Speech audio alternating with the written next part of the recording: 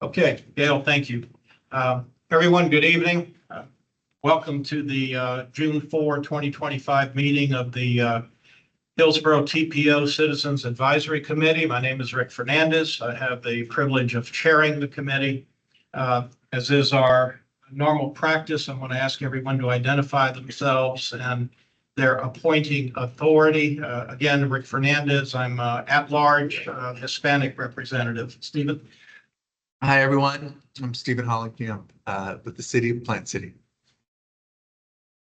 Thank you, Mr. Chair. Joseph Citro, Harry Cohen, this Board of County Commissioners. At Sink, appointed by Councilman Alan Clendenin. Ed Majewski, appointed by the Expressway Authority. Chris Gonzalez, member at large. Brandon Wynn on behalf of Commissioner Boyle. Mayor Yassi, of City of Temple Terrace. Don Skelton, appointed by the board.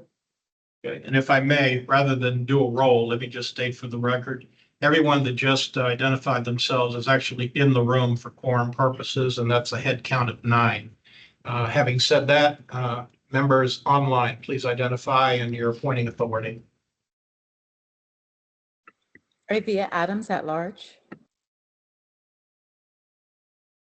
Steve Jones, South County, Apollo Beach, at large. Omera Afsal at large.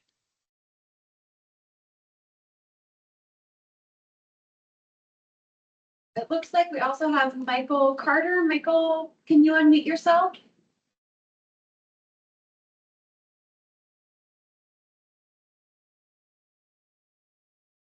If you can't, that's okay. We'll note that you're here virtually. And I see your face. Yeah, we see you're here. How you doing? Thanks for being here. Okay, that said, note we have quorum established. Chair, just one. Yes. So, we usually have 2 of the owls, which are the videos in the room. We're down 1 today. It's moving a little slow. So you will get video in the room if you're online, but just note the video might be lagging a little bit. And we'll work to get that fixed for the next time. That takes us to public comment. Is there anyone in the room that wishes to offer public comment? Okay, that's a negative. Anyone online for public comment? If you're online for public comment, please raise your hand using the raise hand feature. I see no one online, but we do have Bill Roberts who's joined us and is a committee member. Hi, Bill. Hey, Bill, would you just voice yourself and your appointing authority? Yes, Mr. Chairman, I'm Bill Roberts. I've been appointed by the Hillsborough Aviation Authority, Tampa Airport. Okay, welcome. Thank you. All right, so, and we covered public comment. There's no one online and no one in the room for public comment. Chair's report.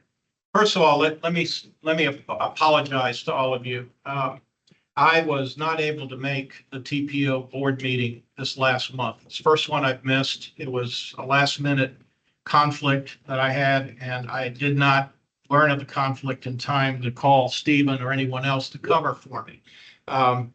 Thankfully, the report was drafted in advance and Sarah presented it. She's the one that actually drafted the report. Usually I annotate it in some way. But in any event, our work product was presented, but not by me. I consider that privilege very, very important, and I take it very seriously. So I apologize to you for having missed it. That was my fault. It was on me. Stephen, next time I'll try to do better. Make sure you get a heads up. I have to plan my emergencies a little better, I would think.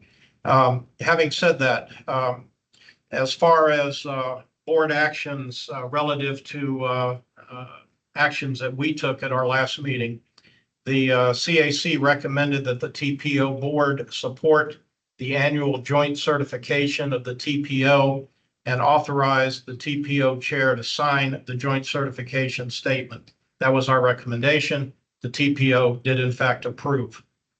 The CAC also recommended that the TPO board approve the TIP amendment for the interstate wrong-way detection system. That recommendation also was followed, TPO approved. Let's see if there's anything else. Guess that's it by way of a chair's report. All right, takes us to minutes. We had our May 7, 2025 committee meeting in due course. It's part of your agenda package. Hopefully you've had an opportunity to review. Is there a motion to approve the minutes of May 7, 2025? So moved. Okay, I see Stephen Hollenkamp. It was a tie at the tape, but Steve, I'll give it to Stephen and to Joe Citro for the second. Is there any comment or question on the May 7, 2025 minutes? Any comment or question from anyone online? Anyone? Please raise your hand. No? No one online can have a comment. Okay. We made by acclamation. All in favor of the motion, please signify by saying aye. Aye. Anyone opposed, please signify by nay. Please note approval of the minutes is unanimous.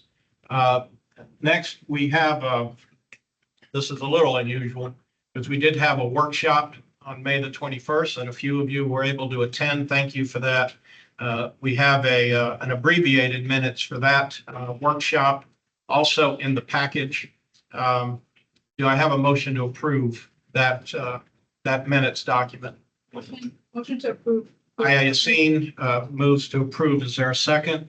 I second. Brandon Nguyen offers a second. Is there any comment or question on the minutes for May 21, 2025 workshop?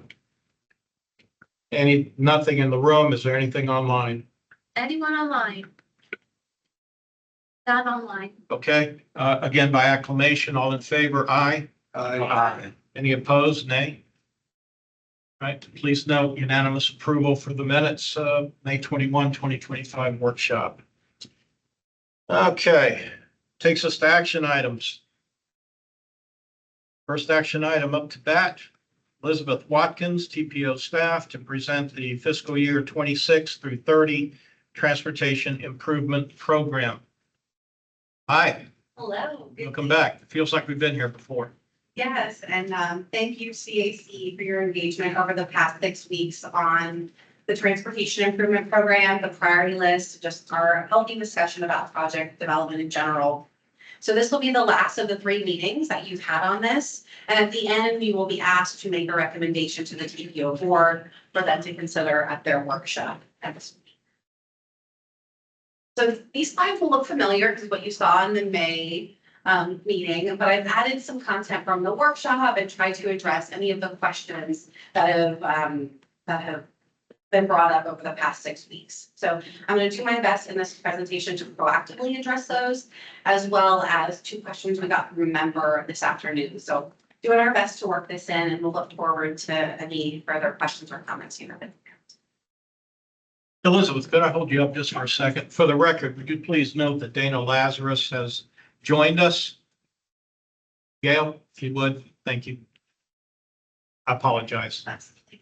So as you'll recall, the Transportation Improvement Program is a list of those federally funded and regionally significant projects that we expect to advance over the next 5 years. We do this because it's required by both federal and state regulations. And part of its purpose is to help bring that extra visibility to those projects that are going to use federal dollars to advance them. At the May meeting, a member asked a question about what does it mean to be regionally significant? So we talked about this at the workshop, but for the good of the group, I wanted to bring it back up.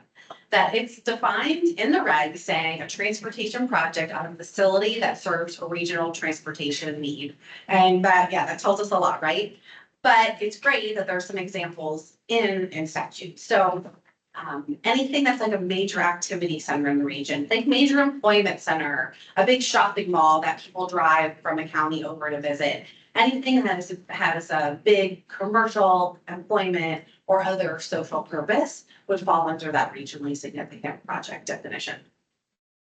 And then looking at the tip that's in front of you today, one good example that's regionally significant would be the West Shore Interchange. That is situated right by the best airport in the country. It connects Hillsborough to Pinellas. So that project would meet that definition, and it's also funded with federal funds. I wanted to reiterate again the connection between the Transportation Improvement Program and the FDOT work program. The TIP is largely driven by what's in DOT's work program. The way federal funds work is they're disseminated through DC and then go through the states. So anything that's in DOT's work program that is federally funded must be in the TIP. And there are often only state funded projects in the TIP, but those are really more for illustrative purposes. Because the regulatory reason for these is that they're federally funded projects. So you'll see them in the TIP, but they're also in DOT's work. One of the questions we got this afternoon, and we chatted a little bit about at the workshop, was this state statute that talks about projects that have advanced to the design phase of preliminary engineering.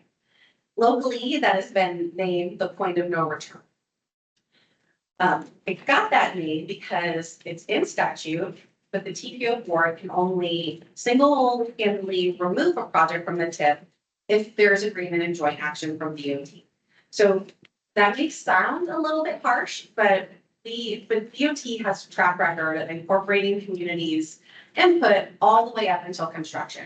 So yes, there is this state statute that says once you hit a certain point in the project development process, the TPO board can say, nope, take it out. But that's the statute, but in practice, there's been partnership of changing projects or making concessions where they can. So the question or recommendation that we got today from a member was to designate in the TIP which projects have passed this point, and I'm happy to report that's in the TIP, not only in the tables, but there's also an appendix that summarizes those projects. So what's required for adoption? A lot of public engagement is required. So we've done a number of things over the past few weeks. We've sent postcards to property owners along projects that are gearing up for construction in the next year. We put out road signs. We've published on social media. We've put out newspaper ads and done as much as we can to raise visibility and interest in the Transportation Improvement Program. We work closely with FDOT and HART on their projects that need to be in the TIP, and we've ensured that all the projects in the Transportation Improvement Program are consistent with our long-range transportation plan.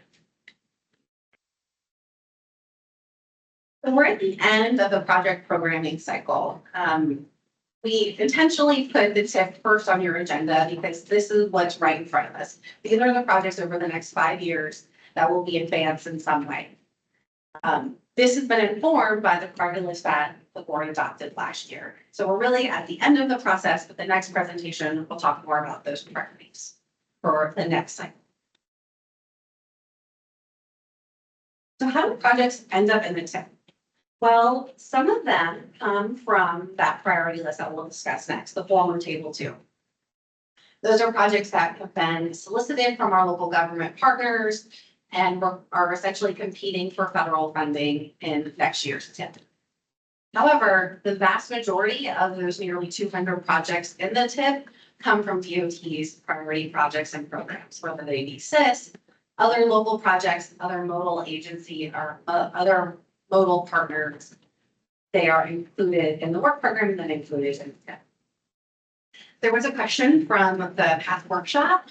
Someone noticed that there was DPTO funds on something other than transit, and that was a great question. So we got back with DOT and they confirmed that while it might infer public transit in the name, those are actually statewide modal funds that are applied to ports, airports, transit, so on and so forth. I just wanted to relay that information. So now let's get into it on what's actually in the Transportation Improvement Program. As you'll recall from last month, there's nearly 200 projects, 187, that total $2.5 billion that are programmed over the next 5 years. It's broken out by different modes, serving traditional highway projects, side paths, transit, seaports, and airports. This diagram breaks out the individual projects by our LRTP categories. So the thing that jumps out to me in this diagram is that the majority of the projects over 90 are red, which means they're part of our good repair and resilience bucket. So those are projects that are resurfacing, bridge repair, replacing the bus fleet. And that would make sense to us because we have to maintain the assets that we currently have, and we see that in the individual projects that are reflected in the TIP. Now, when you slice and dice that funding by that $2.5 billion by LRTP category, you'll notice a larger share of pie goes to major projects. And that's also logical to us because even though there are fewer of them, you saw in the previous slide, they're much higher dollar value. So West Shore Interchange, for example, that's nearly $400 million. So they take up more of the pie, they have a really big impact. So we would expect to see a larger share of the funding available be applied to those projects. So a new slide that I don't think I had at the main presentation is we did just a quick analysis on those TPO directed funds and broke those out by LRTP category. So there are 2 or 3 funding programs that the TPO has discretion over. And that's one of the ways that the priority list is used to say, hey, DOT, program funds to those projects. And what you can see here is that the lion's share of that special sub-allocated funding goes to safety projects, good repair and resilience projects, and less so to major projects. That is a function of the priorities that we've heard from the community over the LRTP, but also a practical one. This is reflecting about $100 million. So we want to be able to fund as many projects as we can and make as big an impact as we can. So that's a little bit of how that shakes out. So I'll get into a few of the projects. I won't bore you with all 200, but we put together, one thing we did different this year is we accelerated the development of an interactive tip map. So if you're interested, you want to take your phone out and scan this QR code. I thought this might be an easier way to digest those nearly 200 projects, to look at areas and places that you care about and look at projects in the area. So if you want to scan that, that's great. And if you have any questions, we're happy to address those specific ones. Otherwise, I just have a few highlights kind of broken out by project type. So for the limited access capacity projects, as we discussed in May, the West Shore Interchange is continuing to advance. Construction will be starting later this year, with major works on the interchange starting in early next year. There was also a question about the section of I-275 from Lovis to Howard, also known as Section 5 of TD Next, that there's a little bit of right-of-way programmed in fiscal year 30. And a question a member asked earlier is if the lane management strategy had been determined, and in coordinating with DOT, it had not been determined, and would expect to have that later in the phase. And they didn't have an estimate, but we'll continue to ask about those TD Next projects. There are 2 auxiliary lanes along I-4 in the eastern part of the county from Way Station Road to McIntosh, that's unincorporated. And then another auxiliary lane in Plant City from west of Bethlehem Road to west of Branch Fork Road. And at a previous CAC meeting, there was some question about what is an auxiliary lane. So here is a diagram. Typically, these auxiliary lanes connect an entrance and exit to 2 consecutive exits or ramps. And the purpose of them is they help drivers want to merge on or off the interstate. To do so, it has a congestion benefit as well as a safety benefit. So that's a little bit about what those projects will look like on I-4, connecting those 2 egress points. And then finally, the Turnpike continues to work on finishing the PD&E for the South Coast Parkway, the south of Van Dyke Road to north of Lake Fern. I believe that the PD&E will wrap up for October and then move into design shortly after. There are a variety of other capacity projects throughout the county happening, mostly on the eastern and southern portion. So this section of MLK from Kingsway to McIntosh is kind of in the Valrico area that will be widened from 2 to 4 lanes, and construction is programmed in fiscal year 29. Then State Route 60 from Valrico to Dover, that will also be widened from 4 to 6 lanes. And right of way is the phase that is currently programmed, as well as construction in fiscal year 30. US 41 from Dover to Austin. This is a really important freight corridor near Palm River, near the port. This will be a widening project that will complement a grade separation to help freight movement over those CSX tracks in the area. And then Hillsborough County continues to advance their Big Bend Road bookends project. So the US 41 to Covington Garden Drive in South County that will be going to construction next year. So summary of a few of the bike walk projects that you may be interested in. The South Coast Greenway, that was something that a member asked last time. So I put in an image of what that alignment might look like. So there's funding in fiscal year 29 to help get from Waterset Boulevard all the way over to Covington Gardens. So they're not exactly sure where that trail bridge will be, but within that block and well situated because it's near East Bay High School and a lot of residential development. The city of Tampa won some trail funding to finish the South Tampa Greenway in fiscal year 30. The Tampa Bypass Canal from like Flatwoods all the way to Morris Bridge or Fletcher, that has design money for next year. And DOT is working on implementing a side path along Fowler from 56 to I-70. So a few safety projects. This is something new that wasn't in the presentation in May. DOT is currently undertaking a project along Bush Boulevard from North Del Mabry to North Nebraska. Bush Boulevard has been a long-standing priority and concern for the TPO for safety reasons. So DOT right now is in design to add medians, build sidewalks, have some traffic signal upgrades, as well as narrowing the lanes to slow traffic down and reduce the speed limit to 35. Again, this is a TPO priority, so we're watching this one closely. So one thing I wanted to bring to your attention is this is a map of the limits of the project. And this area highlighted in yellow, there is currently a gap on the south side of Bush. And at this point, it doesn't look like that can be closed due to right-of-way constraints. And if you can see an image from street view, you can see that the building is almost up on the road. There are major utility challenges. And the property owners wouldn't just want to sell a little bit of their property, they want DOT to buy the whole parcel, the whole use. So with those constraints, I think it would triple the cost. So at this point, it's still in flux, but they're thinking that there will maybe a wider sidewalk on the northern end and other ways to facilitate connections. But this segment highlighted in yellow is definitely proving to be a challenge.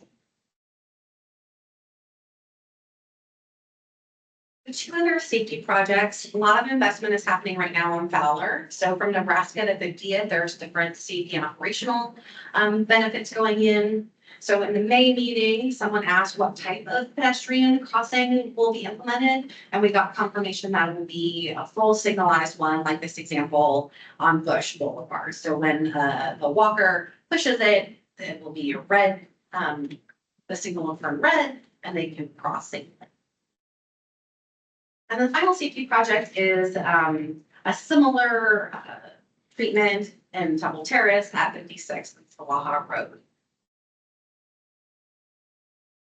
Now looking at transit, the TCO streetcar extension continues to be in the transportation improvement program. So as you heard a couple of months ago from Brandon Campbell, they're working on the PD&E. So whenever they're ready to advance design, they can check that box that it's in the tip. We continue to roll that funding forward, as well as the state funding that's part of the match to take advantage of that federal grant. There's also state support for Cart Routes 34, which is Hillsborough and Nebraska on Nebraska, 400 on Nebraska, Those are both state facilities, so DOT gives some money to HART to help with some of the operation costs because they see it as mutually beneficial. Getting more people off the road and into buses, that could reduce the wear and tear on the roadway, and it helps HART and it helps the operations of Hillsborough and Nebraska. The heavy maintenance facility continues to be a priority, and the funding that HART has acquired is still in the TIP, as well as the bus replacements and bus stop rehabilitation replacement. You may recall from last month's meeting, I mentioned that there's been a longstanding priority for the TPO to suballocate, to use some of their suballocated funds for transit purposes. And this is the shining example of that. So it's a longstanding relationship that we have, that anywhere from $2 to $8 million goes straight to HART off the top to fund those important events. This is also a new slide that bubbled up from EPAC committee. They were asking if some of the discretionary federal grants are also in the TIP, and the answer is yes. We've been really lucky here in Hillsborough that the city, the county, and HART have gone after and really capitalized on all of these new funding opportunities that have come from the bipartisan infrastructure law. So Tampa's Pathway to Palmetto, the improvement to Palmetto Beach, to rebuild the seawall, improve the roadway as well as a trail, is in the TIP, as well as the county's signalization program and HART's heavy maintenance facility. Now I'll close out with the next steps. Again, this is the third presentation to the CAC, or my last stop before we go to the board next Wednesday, where they will consider adopting the TIP. So the recommended action before you today is to consider recommending that the TPO board approve the fiscal year 26-30 transportation. Thank you. You managed to get all that done before 6:30, and that's special. Before I turn it over to just general Q&A, a couple of questions. First of all, from the chair, the TB Next Section 5 from the West Shore interchange into downtown. You commented that there's no decision yet as to management strategy for the toll lanes, which doesn't shock us, I don't think. Certainly doesn't shock me. But the question is it anticipated that when that decision is proposed, or when that strategy is proposed by the Florida Department of Transportation, that the strategy will be revisited in a TIP amendment of some sort, so that we have an opportunity to litigate the management strategy that DOT has selected at some point in the indeterminate future? That is a great question that I can't directly answer because there are threshold for TIP amendments. These are dollar or scope amount. So I don't know if it would trigger that, but we can certainly talk with DOT, and whether it's a TIP amendment or just a presentation, if they would be willing to come and give an update on the project. What I'm hoping to avoid is that the management strategy isn't simply presented to us as a fait accompli at some point 2 or 3 years from now without anybody having had an opportunity for input. So either through you or through staff writ large or through the DOT representative who's sitting in the back of the room, I hope please that you'll express that to Justin Hall and his staff for the future. Also, see the DOT rep up. Ma'am, do you have something you want to say? No, Susie, oh, yes, Susie Ziegler. I did ask Justin about this and he said that we don't have this right now, but that we do before we make this decision on the managed lanes and how it's going to be done. We will come back to the TPO. I'm not sure if that's in a TIP amendment because like Elizabeth said, it's either a scope change or there's a threshold for funding. But I will see when I get back to the office, I will talk to him and Richard Moss. Justin is out for the next 2 weeks for work. So I'll work on getting a response back to you guys on that to see how that will be presented, whether it's TIP amendment or if it's something that gets taken to the committees and then the board just as a presentation. Okay, thank you. Keep our eyes open for that. And just as a point of order, Elizabeth, you have presented to us the TIP package with an ask slide. Included within this tip package are the TPO priorities. That would be the next presentation. Okay. Table 2 will be next. I want to make that absolutely clear. So in asking for our approval or motions, amended motions, anything else, we are not looking, we're specifically excluding the TPO priorities at this point in the presentation. Is that fair? Just the former table 3. The priorities will be the next presentation for you all to take action on. And if I could clarify, they are 2 separate documents this year, which is different from previous years. The Okay. priority lists are in no way like embedded into the transportation improvement program as a table or anything like that, like it was done previously. Right. We have separated them completely. Okay, so if we hypothetically were to approve the tip as presented, we're still moving on for a separate litigation on the TPO priorities. Okay, I'll shut up now. Questions or comments for the presenter, left side of the room? But yeah, got a quick question on the streetcar. I think you mentioned that it's in PD&E and we're waiting for it to get to design. Like, is there any guesstimate on what that timeline looks like? I believe Brandon said like it's gonna take 2 years. So if I had to guess, and Sarah, correct me if I'm wrong, I would expect something to move to design in this week. 27. Okay. Thank you. And we'll follow up with the city of Tampa on that one, just to be Okay. sure. Matt, does that take That's it. care of you? Thank you. Okay, any other questions or comments from the left side of the room? Ed Majewski? Yeah, I would just, kind of in response to DOT, if I heard that right, we don't really know. And it's possible that approving the project, like that's going to be our last chance. And what may happen is they may present to us what the plan is afterwards. Did I misunderstand it? I mean, I guess the point is, it seems like we are not, it's possible that we will not have a chance to, I don't want to just say input, but approve or disprove how those managed lanes are going to be managed. No, I think what Suzanne was clarifying was that it might not be through the tip, but there's been a commitment through DOT to come back and bring information to the committees and board. Yeah, but that's real different than approving the tip. I mean, you can provide information. It's fine, but that's not the same. I mean, that's not the same thing. I mean, we're going to present the information and this is what we've decided. Then we're presenting that information to them. So that's not, it seems to me, I mean, if I'm misinterpreting it, let me know, but coming back and making a presentation about it is different than having a chance to approve the utilization of those lanes as part of the TIP.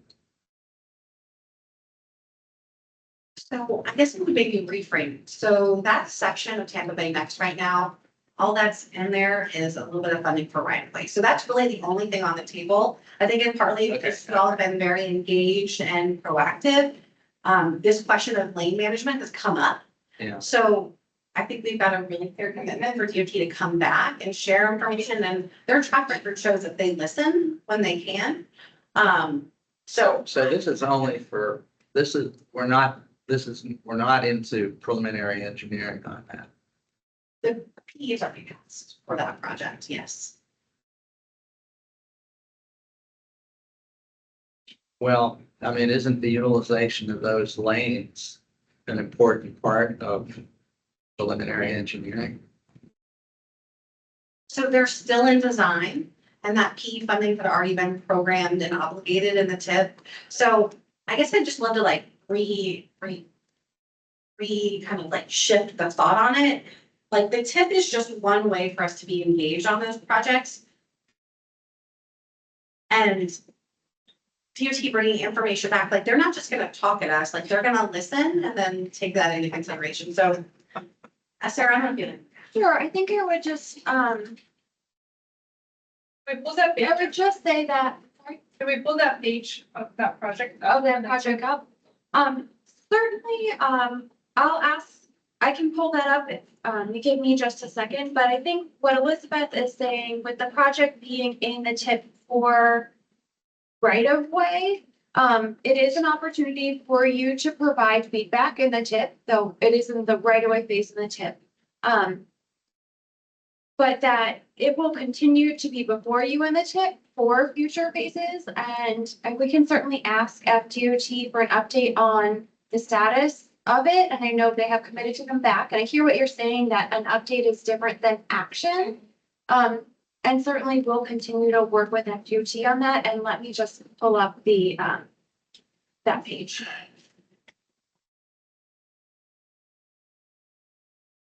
I have a question about how are we estimating the right of way needs and how much money is needed and we're putting in the tip while the project has not been finalized for design yet? Like how do they know how much is going to, right of way is going to be purchased when the design is not done? That a question to the presenter? I think when Sarah will pull this up, maybe there's only like $100,000 in there. So as you know, part of the right of way like comes from the design. So there's just some right of way funding at this point. There may be more. DOT is the expert on that, but they get it programmed in there so that whenever they're ready to request authorization from the federal government, that it's ready. So that's where it comes from and why it's. Okay, I have a follow-up question. Dana? Thank you. So right-of-way acquisition is, in my opinion, a sensitive topic. I mean, $100,000 won't buy a house, but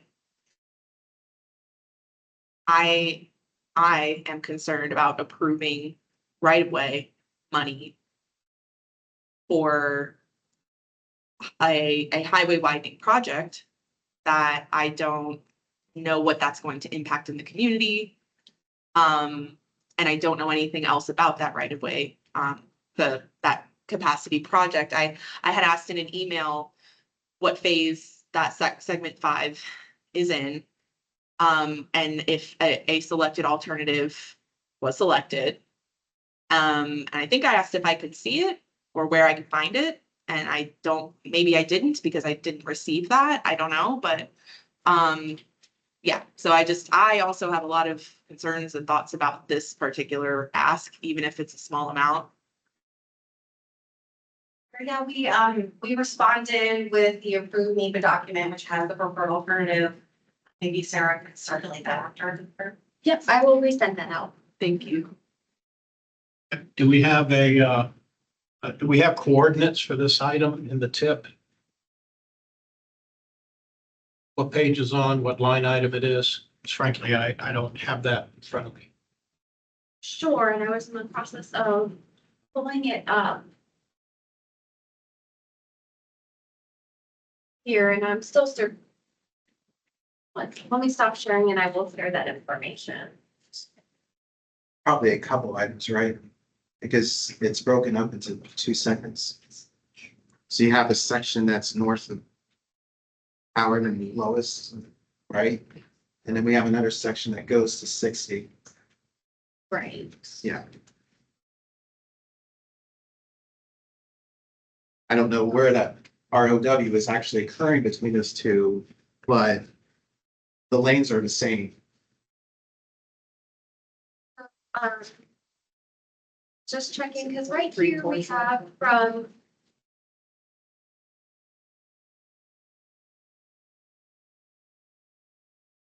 so right here we have from north of Todd Franklin to north of Lois.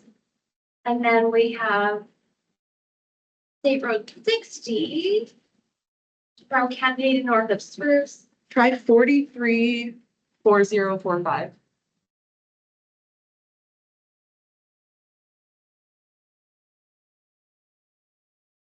Four three 4045. Okay. So here.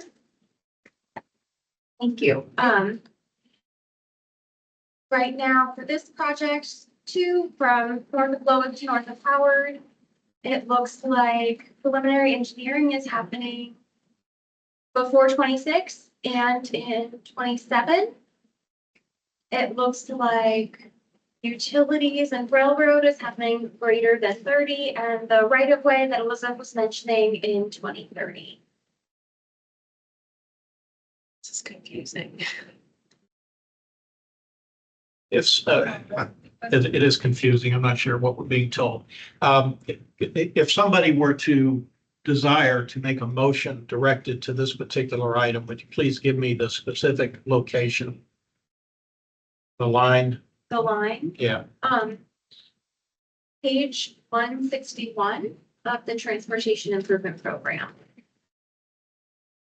Line, It's item number 434045-2. 4340452, and that's in the aggregate, that would be section 5 of Tampa Bay Next. Are we speaking the same language, Elizabeth?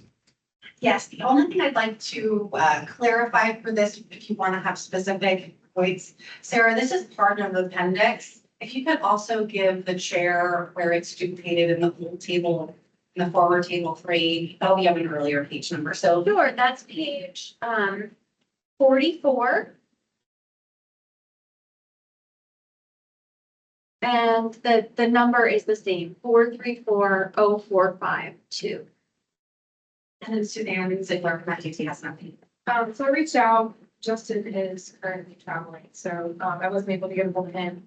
But I was able to get a hold of my boss, and he said that we normally determine this when we get closer to opening. However, there will be a public outreach, meeting scheduled and, you know, for you guys to come to give out, give input and things like that. So, that would just be, I would see closer to fiscal year 30. They have the right of way right now. Does that public outreach ultimately mature into an evening when people actually have an opportunity to vote up or down on the strategy? I would assume they would do it in the evening, because I think, I mean, most of our meetings are in the evening now. I mean, I could make that recommendation. No, you're talking about the public outreach. I'm talking about actual action, either on our part or on the part of the TPO board on the strategy. I can't speak to that. I mean, literally, I texted Justin and I'm waiting to hear back, and I can do that when I hear back from him. But the information that I received at the public outreach meetings, to further, you know, get everybody's opinions, talk about it, closer to when we make the decision. But we usually, I guess it's the department's strategy to generally make those decisions closer to opening. So. Okay. Tell Justin hello for me. I have a question about, if someone to make a motion to remove this only a phase of that line item, would that be okay, or we having to remove the whole project out of that tip? Because the tip is in the design, and the project is in the design phase, and I just we want to remove one phase, which is the right of way funding, but keep the project on. So are we allowed to do? Have to remove the whole project? Well, we have a line item in the tip that we can address by way of a motion. The line item in the tip, as I understand it, is related to right of way. So Yes? yeah, and as a committee, you make a recommendation to the TPO board, and there aren't necessarily parameters for your recommendation. I mean, your committee, and Elizabeth, correct me if I'm wrong, your committee can make a recommendation for however you like, and then it would be up to the TPO board if they're going to follow that recommendation, do something different, and for staff to figure out what's feasible and work with FDOT. So I would not say that you're constrained in a certain way in how you make your recommendations. I think certain things may be more or less feasible, but I wouldn't say that there's a limitation to that. Elizabeth, does that sound accurate from your perspective? Yeah. Yeah, okay. Dana, a question, comment? Yes, when I said this was confusing, I was pointing up here. Can you go back to the tip portion, 434054? Page 161. Yeah, page 160, yeah. Sure, and Elizabeth, this is the before I go to that, this table that we're looking now is the table in the tip and the other is part of the appendix. Is that correct? Yes, it's the Oh, same. so it's flipped. This is our attempt to make it less overwhelming. You'll see, I know, you'll see the. It is the same information. It's the same. Yes, but, Do you want me to still go to the other page? no, actually, that's fine. Okay, so my question is, I can't see the dates though, because that's what the columns are, right? The dates. The year, sorry, yeah. Okay, so I can try to fit it on. it's, so for this segment, it says preliminary engineering is, it still requires more funding. This is in thousands. I assume so. Yeah, It is. so it's actually asking us to approve 71,000 for 2026 and 100,000 for 2027 for preliminary engineering, correct? Yeah, So I don't know why why are we only talking about right of way if this project includes these other phases? So PE has already started and is in effect. So there was a big obligation of PE funding back probably in 2010 sometime. So I call to attention the right of way because that's the next new phase, because that started. It's new money, but, so they need an additional 171,000 for preliminary engineering over 2 years.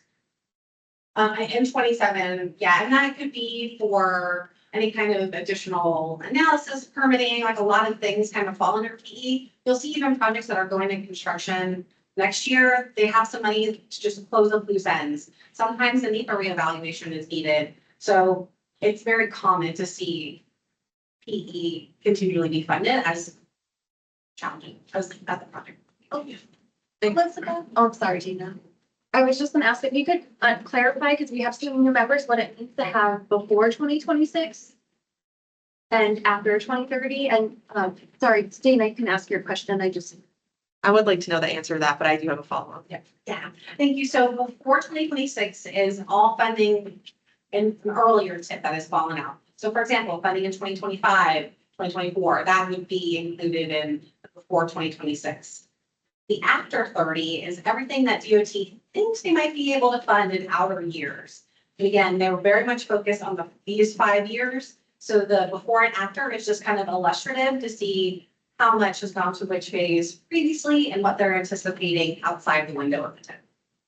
So what this is saying to me though, is that the preliminary engineering isn't completed and therefore it is not past the point of no return. So the statute says whenever a project advances to, when it starts, the design, I'm not even gonna elaborate with that. I have to reshare your screen. So it's a Okay. Sorry, I took over your share. No, you answered my question, so. Okay, yeah, it's when it enters design. Okay, thank you. Do we have any pending questions? A lot of things were floating around. Everybody that had a question, have their question answered? I'm not done taking questions. I just want to know if there's a pending question out there. No? Okay. Are we good? Wait, are we good on, excited? It's all right. Are we good on the left side of the room? Ladies first. All Trying right, to phrase right, the question. right side of the room, and ladies first or not, I'm gonna go with Chris Vella because his hand went up first. So I did question over to Sarah Capper earlier today. What is design CES training? So that is a project. It's like a test project that DOT uses for training. So you'll notice there are 3 of them in there. There's no funding program to them. They're just test projects that for training. So that for all intents and purposes, they're just kind of, they're placeholders. They're not for an actual project. It's just for training. Does the training involve highway widening toll lanes? Well, no, that I'll have to follow up and ask. Because I'd like to get clarification on that. I'd rather not see placeholders or something like that personally, at least in my area. I have a question about the point of return, which was, I noticed that in the way on the TPO the tip is set, we have the preliminary engineering. Is it to this committee's understanding that the TPO board understands what the preliminary engineering means And that if they were to strike out a project on a TIP, that they would have to get support from this state road department. So I think generally the TPO board is familiar with this statute, also called the point of no return.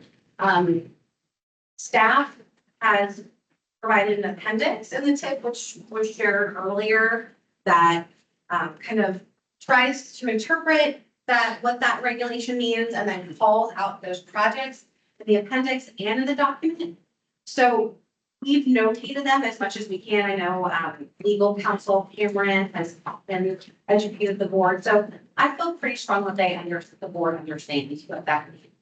Okay, and do you guys feel with your public outreach for this hearing that the public understands that they asked the board to strike out a project, that might not happen unless the DOT secretary agrees with that? We do the best we can. So that's why in the tip, when Sarah had her the screen showed, there's a column in there that says, has there been PE before 26? So we're trying as many ways that we can to call that attention out. Are there ways that we could explain this kind of wonky concept better? I'm sure there are, but those are the strategies that we've. Got it. Okay, and I got one more question. You have in the tip, it seems to be a consolidation of the UPWP projects. So is there a way that can be expanded out, provided to this committee before the hearing date? Sarah, you want to take that? I'll take that one. So the UPWP, which is the Unified Planning Work Program, is is the funding that comes to the TPO for the work we do. It funds our staff time, our consultant dollars. I know some of you know this and some people are real new to the committee, so maybe haven't heard about the UPWP before. Because the Unified Planning Work Program funding that comes to the TPO is federal dollars, it has to be in the Transportation Improvement Program. And it's usually that one line to say that this money is for the UPWP. It then, in the UPWP itself has that programming by the different tasks with the budget tables. So what the UPWP line item is in the Transportation Improvement Program is saying that the TPO is getting this funding for planning work. And then within the UPWP itself is where we break down how we spend that money. But without the UPWP being a line item in the TIP, the TPO doesn't get funding. So, but you guys have a separate funding item to keep the operations going for the TPO itself. That's actually our operations funding for the TPO. We are funded with federal dollars But through is the it state of Florida on a reimbursement basis. right? Does the UPWP fall under that or not? That is the UPWP. So if you were, for example, to strike out the UPWP from the Transportation Improvement Program, Okay. and the TPO board agreed with you and took that out, the TPO would not be able to operate because we would have no money to. Because I'm confused, because you do have a couple line items in here that are UPWPs. And that's So that doesn't make sense to what you're saying. And that's because we have multiple years out of the UPWP. So, and the UPWP is more than one funding source. So there's consolidated planning grant funding Okay. and surface transportation funding. Right. And then we have UPWPs are done in 2-year timeframes. So right now we're in the middle of the fiscal year 25-26 UPWP. But within the TIP, we also have the 27-28, the 28-29, and the 30-31 UPWP cycles. So if the program's out, what they anticipate the funding will be for all of those UPWPs. And that would be a priority project naturally, all of those, because you're obviously on that priority list. Yeah. For the tip. Okay. Yes. I just want to make sure, because there is a special project in there that we really want, but we can't prioritize it. That was my concern, because now we have another list that we're gonna go part 2 in this discussion. We're talking about priorities. So thanks for Yeah. clarifying. Sure. Thanks. I know it's a little like, Yeah. Odd. Aya? My question, just to follow up on Dana's question, so are we adding funding to the design phase or not for that project, for page 161? So is there addition of design funds or no? Or that was just the funding that was from the last tip? Yeah, it's been on the project. Okay, so there's no additional design fund that's requested, what's really requested or the change now? Or this tip around? You can think of it that way, but really the tip is just like Like a the snapshot. CIP. It's like a snapshot of the project, what's budgeted. Got it, yeah. Okay. Okay, any more questions in the room? Online? Online, if you could raise your hand using the raise hand feature if you have a question.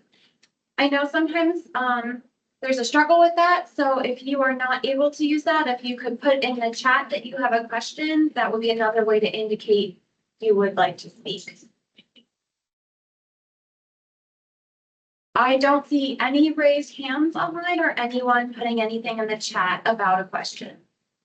Okay, I think that moves us squarely into the section of the meeting where chair is prepared to entertain motions. Are there any motions? The recommended action is on the screen. Recommend the TPO board approve the FY 26 through 30 Transportation Improvement Program as presented. I'll present a motion. All right, chair recognizes Chris Vella for a motion. Recommend the TPO to approve the Transportation Improvement Program with the exception of line item 434045-2, I think it's dash in there. Which deals with the right of way from North Lois Avenue to North Howard Avenue. Second.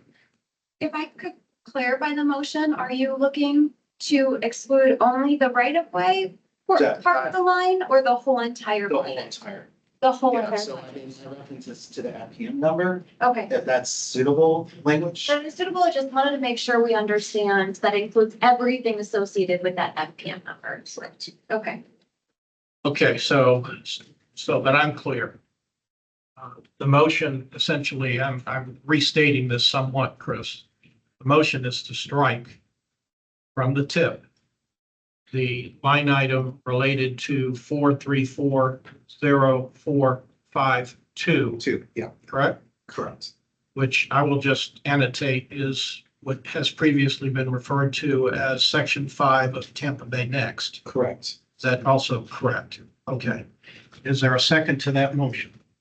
Second. All right, Dana Lazarus offers a second. Is there discussion on the motion in the room? What's the amount of the money? Seems to be about a little over 200K. What's the question? I just wonder, I was trying to remember how much money? what was the amount of money? 140, 142,000 for the right of way. And then, is it, yeah, 142,000. It's got 71 for preliminary design and engineering before 26. 100 for preliminary engineering and design in 27. 142 for right of way in 30, and then additional funding beyond 2030. We're looking at the line as a whole. Does that answer your question, Ed? Yeah. Okay, and any other questions or comments in the room on the motion? Dana? I just want to explain why I seconded the motion. The community has been pushing back against highway widening since 2015, especially those neighborhoods that are having homes removed, being impacted by the poor air quality, the noise pollution. These are extremely expensive projects, and I support the communities and believe that we should be prioritizing our money into multimodal transportation and not just endless highway widening. But this has been a fight that's been going on for 10 years. Any other comments on the motion? Chris Vella as the moving party. Yes, just gonna explain my perception here.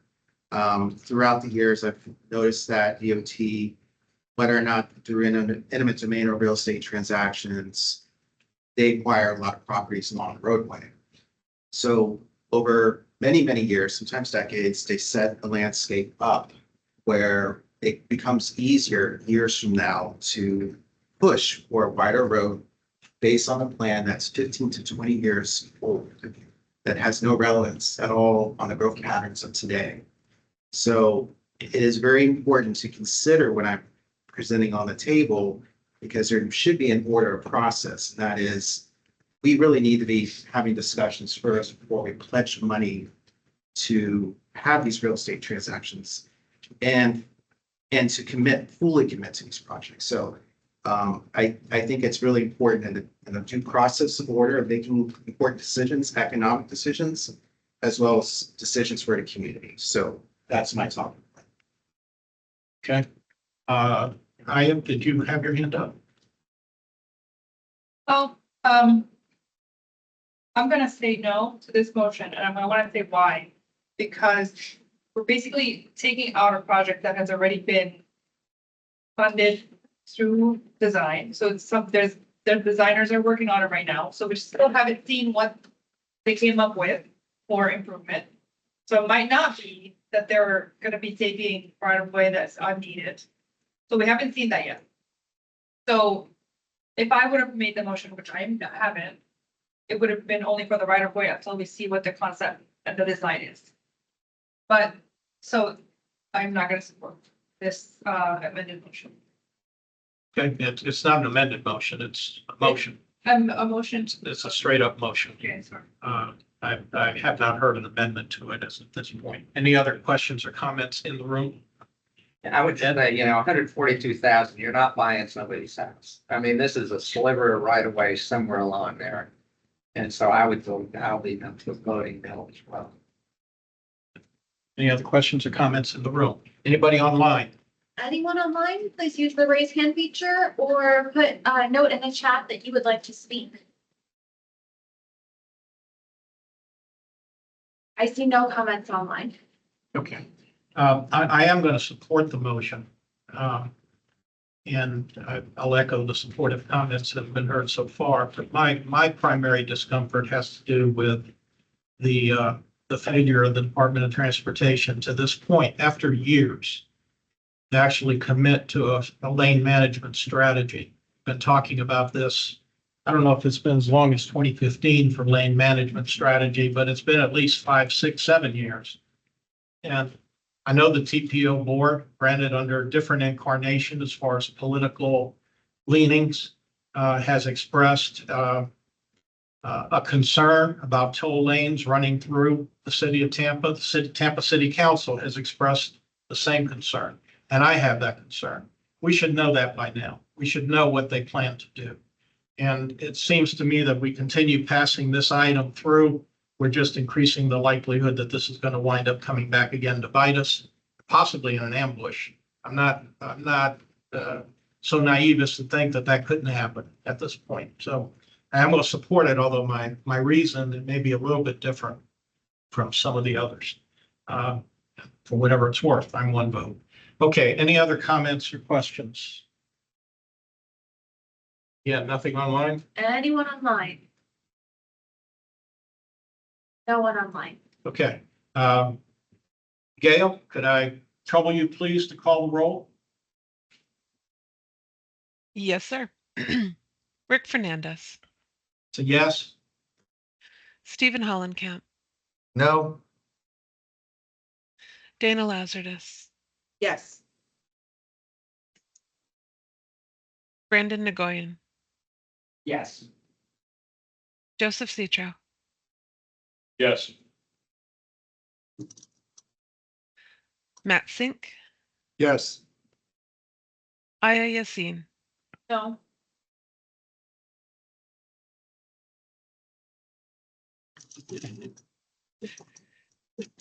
Ed Mrzewski.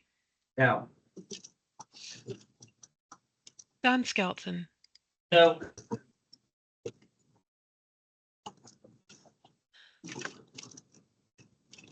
Chris Vella. Yes.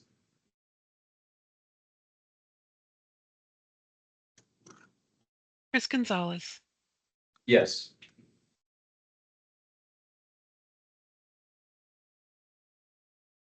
Have I missed anybody in person? No. The motion passes 7-4. Okay, now, for purposes of reporting this out to the TPO board, could I get direction very specifically as to what the line item is in the tip that they're being asked to consider next week? Yes, I can get that. You can get that?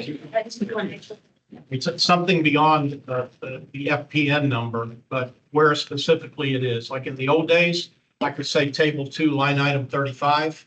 I'd like to be able to make this as close to idiot-proof as humanly possible. Yeah. All right? I can Okay. get that for you. All right. So much for the old days.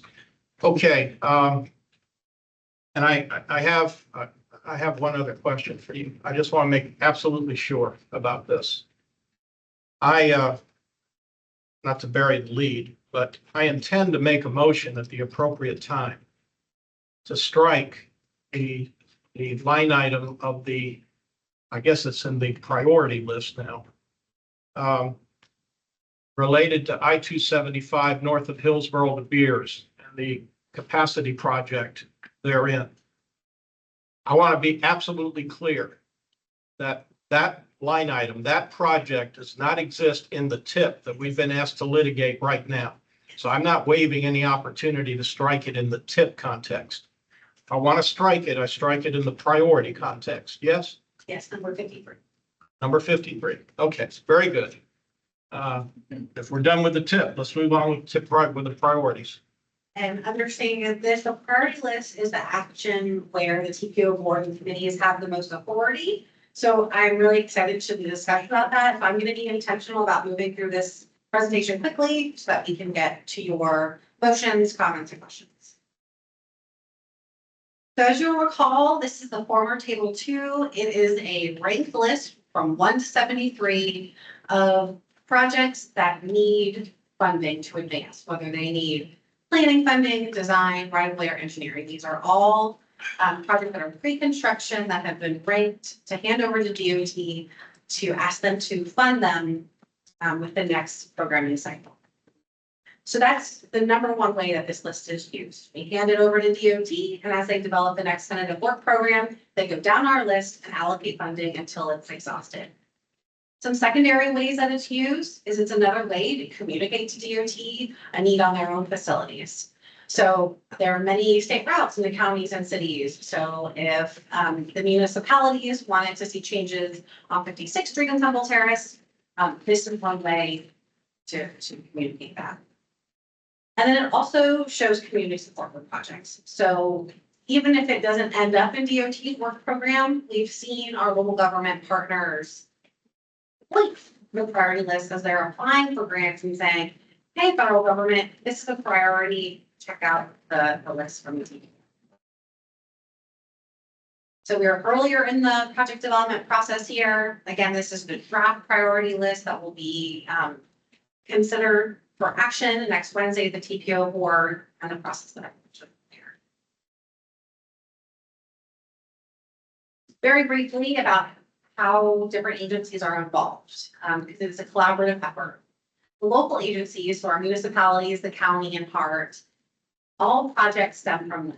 And that's important for a number of reasons. One, they know their system best. And 2, they're the ones that are going to be constructing the project and then maintaining it afterwards. So all project ideas really come from them. The TPO's role is to set that priority list and set the long-term vision through the long-range transportation plan, and then use data to help evaluate and rank those projects, and then ultimately continue to monitor investment monitor performance of that design. DOT has a critical role as they are the ones actually programming the funding to the projects, and they have a very important oversight responsibility for any project that is federally funded, whether it be delivered by them or through the lab. So just a little bit about how projects are ranked. I mentioned all applications come from the agencies. They suggest a TPO LRTP bucket, so state of good repair, Vision Zero, smart cities. And then TPO staff evaluate each project by a certain set of criteria that makes sense for that project type. So for example, for all those safety projects, the way that we rank them are, one, what is the rate of serious injuries and fatalities? So we want to make sure that we are prioritizing projects that meet those important safety needs. And that also enables us to compare apples to apples, because it would be unfair to compare a sidewalk project against an interchange improvement. Just those performance measures wouldn't line up. So we're really looking at purpose and need of the project and what that desired outcome is. So the list before you today was derived from that data-driven process, but there was also a policy direction incorporated this year.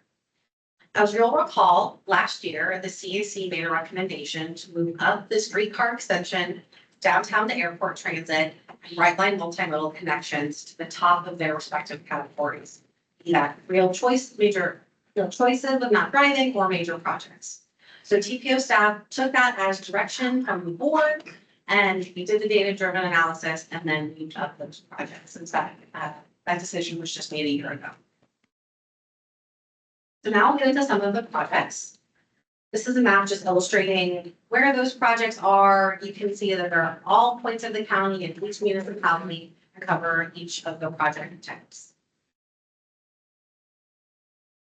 We mentioned earlier, there are 73 projects that are either seeking funding or community support, but only 18% of those are actively seeking funding for fiscal year 31. And that's kind of an important point that I want to emphasize. So part of the strategy of local governments in part when they're coming to the TPO for funds, they're thinking about their bigger projects and projects that can wait a little. If they have potholes and major issues, signals falling down, they're not going to come to the TPO for funding 6 years from now.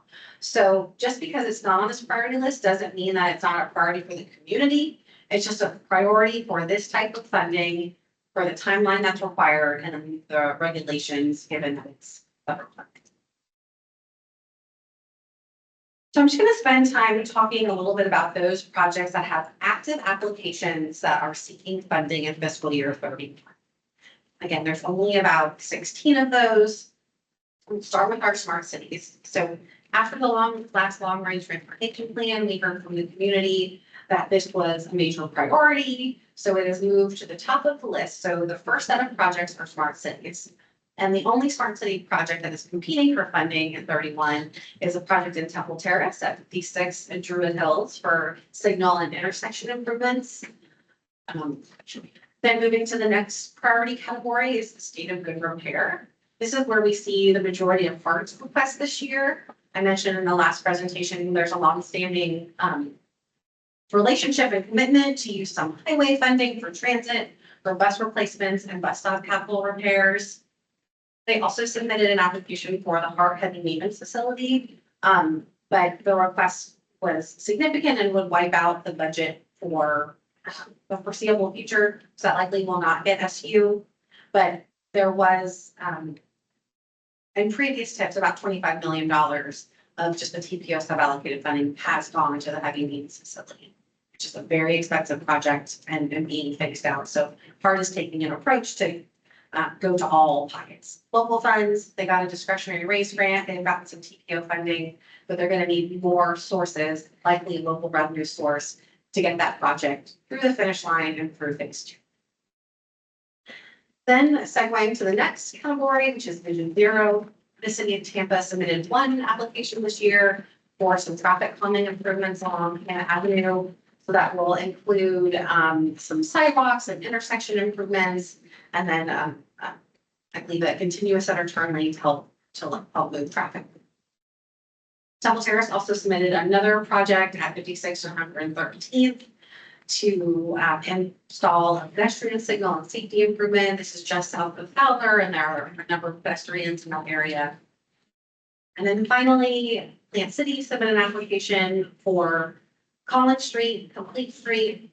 This has been a partnership between the TPO and the Planning Commission and Plant City to study Collins Street. The engineers told me that they envision a lot of development happening on Collins Street So they want the road to kind of match that context and set that project up for funding. So that can support that area. Hillsborough County submitted a number of trails projects, which you'll see in road choices when not driving. So the Sun Coast Greenway, Phase 3 in South County, the Upper Tampa Bay Trail in the northwest portion of the county, the Tampa Bypass Canal, segment 6, which is from Whispy Downs to Morris Bridge. And then closing out the projects that are actively competing for funding in the major investments for economic growth is Hart's Tampa Arterial BRT. That's the project from downtown to USF to have a dedicated lane for transit between those areas. And then Hillsborough County also submitted requests for funding to widen Gibson Drive and Ball Road, both in South and Central County. So 73 projects are actively asking for funding, whether that be dollars or support. There's another section of our priority list, also known as Table 1, which are longstanding priorities of the TPO that have construction funding programmed to them, but it's just in a later year. So we keep these on our priority list in case there were ever a situation where they needed more money or something happened, because we want to see those projects that have already gone through planning, PD&E, design, right? We want to see them through the finish line, through construction. So those will remain on the priority list. So I just have a few quick examples for you of what those are. This is in the Palm River area with a grade separation section of US 41 to allow surface traffic to move over the CSX railroad tracks. It'll also include a trail and a side street. So that now has a construction program in fiscal year 30. So we'll continue to wait. They'll stay on the priority list until fiscal year 30 comes, and then that funding can be allocated towards construction. A pedestrian signal on 56 and Sawaha Road in Tumble Terrace is also programmed for construction in fiscal year 30.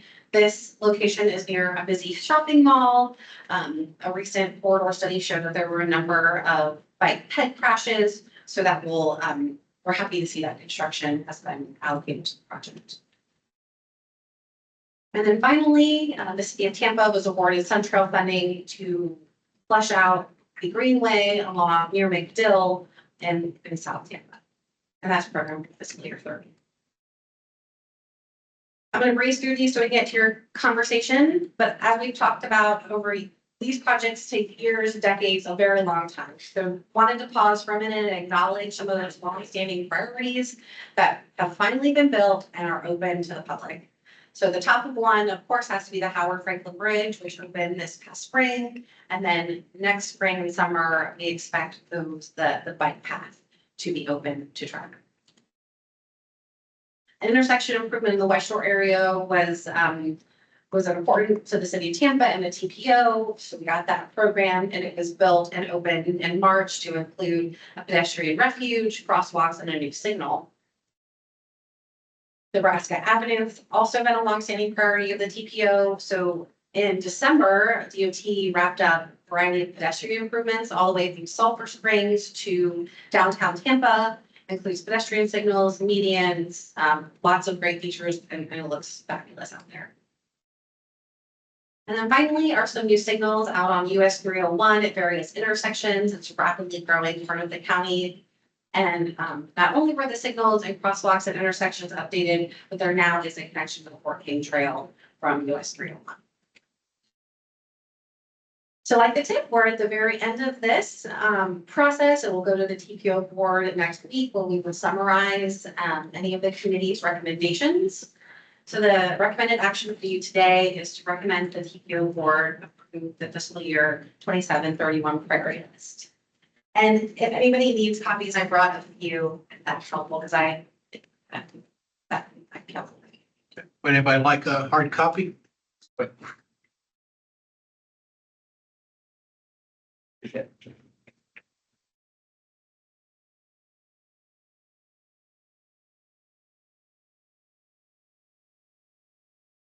Anybody else? Yeah. Stephen? Yeah, welcome down. Don?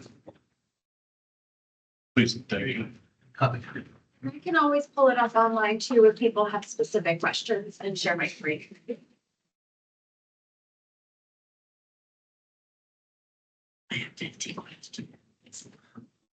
Okay, all right, I guess we're into Q&A and starting over on the left side of the room.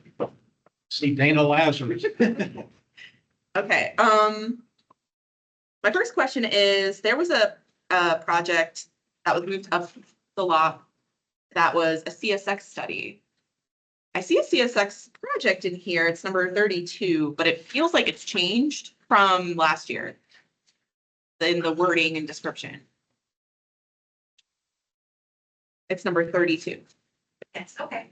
So I'll speak to this one directly and then guess what you're speaking. So this project right here, number 32, CSX South Tampa Multimodal. This is a project from the city of Tampa that is being considered through their Regional Infrastructure Accelerator Grant. If you've heard about that, this is a great opportunity for the city to look at innovative financing tools to advance certain projects. And this is one of them. So you'll see that they're not requesting any funding, but they wanted the TPO to keep it on here to show communities. Now I'm gonna take a guess at the other CSX project, which is probably the CX line conversion that Hart had submitted to do a planning study on. Yes. That has not been that was not a priority for them this year, so they did not submit an application for the project. Okay. What is project number 57? It's add 2 lanes from Hillsborough to Bears, 4D to 6D. It's different than project 53, which is also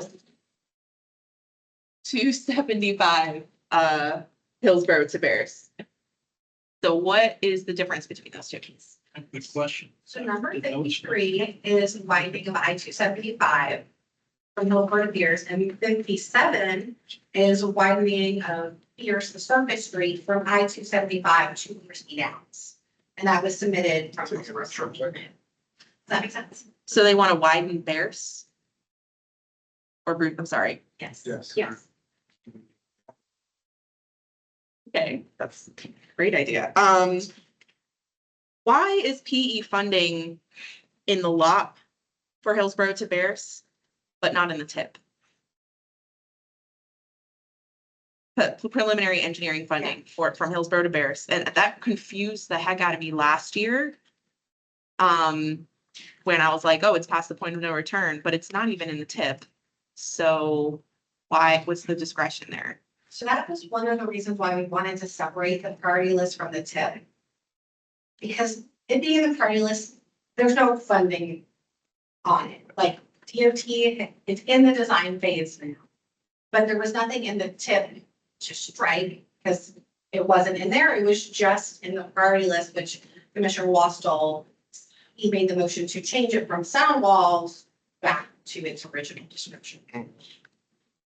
And Sarah might need some help just because I want to make sure I fully answer your question. Sure, and I think if I'm understanding the question correctly, it is for project 53, which is I-275 from Hillsborough to Beers. Why is the project status saying it's in design when it wasn't in the tip? Right. Yeah, how can it be funded if it's not in the tip? Is it just not using federal funds for the design?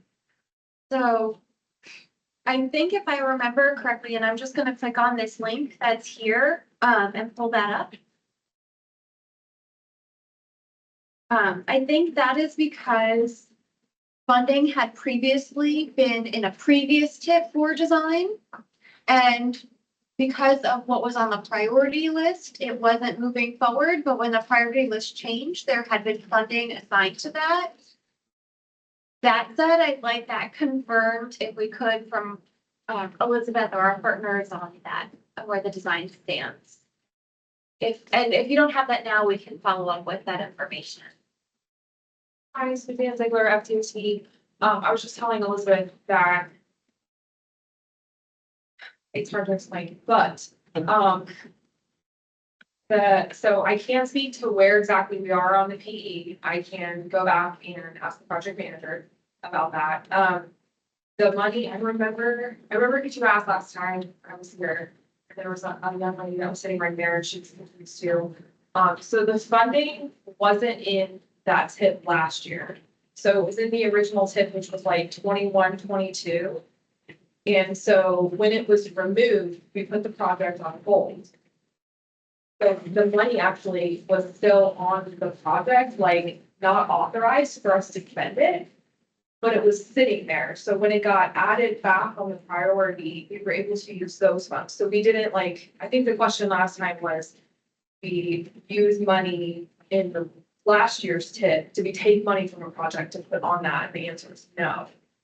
So that's kind of where it gets a little hairy. So we're hoping, like Elizabeth's done a great job of separating everything to try to make it easier. And I think it is easier, but it's also a learning process because we're having to also take it apart too, just as you guys are. So If I could ask Suzanne for you to clarify then.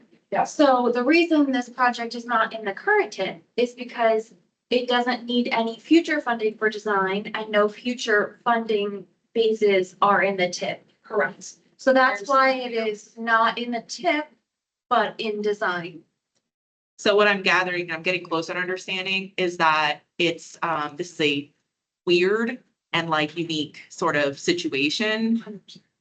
In my mind, I'm like, is it legal to use money without prioritizing it in the tip for, you know, for the current year? Can you just use money that was approved in previous years? And it sounds like you can because you are, but it just doesn't feel right. I get it, 100%. Just to clarify, so when you guys are looking at the tip, you've done a great job. So the 5 years that we're covering is 26 to 30. So if the money was 22, it's not going to show in that particular tip item. You know what I mean? So I mean, it could be in the whole like prior to 26 category. There's a whole prior to 26 column. I have to look, how we give, like, we take a snapshot of time and it uses like prior to, like, so it has the prior to 26, and then it has all the way to 30. And then we're looking to fund the next phase in 31.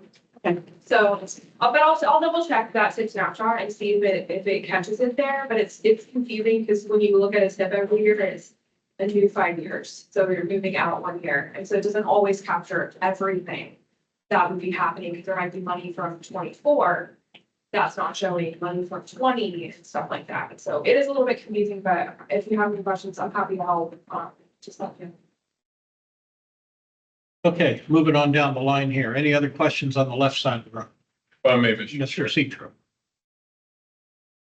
Every year, we try and inch up two rankings, one with the streetcar extension and one with the airport to downtown transit corridor. If we go back to the map here where it lists the FY 27 to 2031 priority list projects, you have two lines going east to west. One is black, which says it's a major projects. And then you have a little blue extension somewhere around where I think the West Shore multimodal is at, which is Real Choices. And for some reason, I know you have stated we can't go higher in the priority list with both item 44 and 45. Can we go higher this time around and take it out of its subgroup and put it into a major priority shift that this board may or may not vote for? So the CAC, I like Sarah mentioned earlier, you can make any recommendations that you would like. The current structure and how we prioritize projects is we group them by those types for fairness purposes. So it would be very difficult to kind of rank that at this point in the process. But if there are recommendations that you would like staff to consider for future years, that could be very helpful direction. In just, can we make up a must-have before construction costs go up too much list?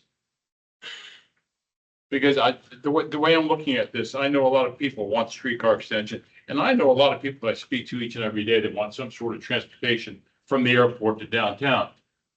By the time they get the blessing of FDOT Construction costs are gonna make it almost impossible for those to come to fruition. There's no other way we can put it higher on the priority list. Want me to take- Thank you, Ms. Sarah. Just to clarify, so I think what I heard Elizabeth say, and she'll correct me if I say it wrong, is that you certainly could recommend it higher, but it would be potentially very confusing and also set this idea that projects can move out of their category, which no other project has ever done, I think, since we've used this system that I'm aware of.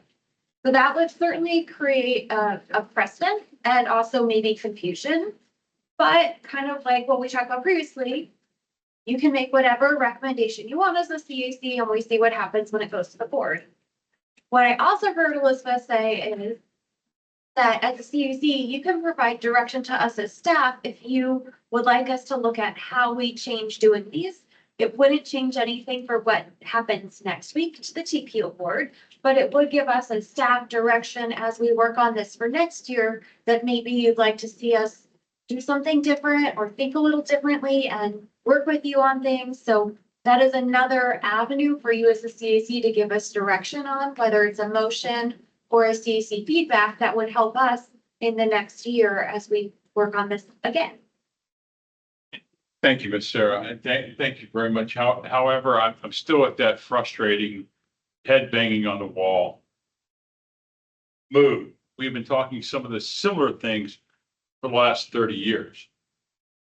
And nothing seems to keep moving. This priority list is very, very important, not only for the city of Tampa, for Hillsborough County, especially in East Hillsborough and South Hillsborough, where the population is growing. But again, it just seems like the city of Tampa is being left behind in transportation in Hillsborough County. Thank you, Mr. Chair. Thank you, Mr. Citro. Ed Radrowski. Yeah, it just, I've made the same comment last year. To me, it just doesn't make sense to have these priorities set where every Vision Zero project, the lowest Vision Zero project is higher ranked than the number one modal alternatives. It seems like, and I understand why you're doing that, but it seems like above and beyond this, maybe we should be taking the top 2 or 3 out of each category and putting them into like a super category or something, because, I really doubt that, let me see, I doubt that, let's just say if you took the sidewalk gaps in state roads, it's number 29. It's the lowest priority in Vision Zero. Is that actually a higher priority than CSX South Tampa multimodal corridor? I don't think so. I mean, to me, it just, these numerical rankings don't make any sense. And you make the motion, I'll second it. Sounds like a good one. You could definitely recommend an exact way you'd like to do it to staff, or you could direct staff to work with you over the next year on a process. So if you are going to make a motion, definitely think about how you'd like to do that and what kind of role you'd like to play in that process. Also, depending on the role you recommend you'd like to play in the process, keep in mind, if you want extra meetings or meetings longer or less other topics at your meetings, that would help us. But I think staff would be very open to kind of fulfilling the wish of the CAC, however that may be. And I'm stepping on Elizabeth's topic area, but I know that we would look for your direction. Matt or Chris over here on the left, Chris? Yes. In the PowerPoint, I'm gonna reference at the bottom of the how projects are ranked. It says the TPO's board direction, recommendation to the CAC to move streetcar extension, downtown airport, transit, and bright line multimodal connections to the top of the respective categories. I don't know, I'm looking at a TPO priority list. I don't know if I'm looking at this wrong, but number 36 is the bright line area multimodal connections. For that real choices section, the first one is 30. If that is a conversation, I'll get that fixed. Okay. That's it. give Elizabeth a moment to do her pin and ink change.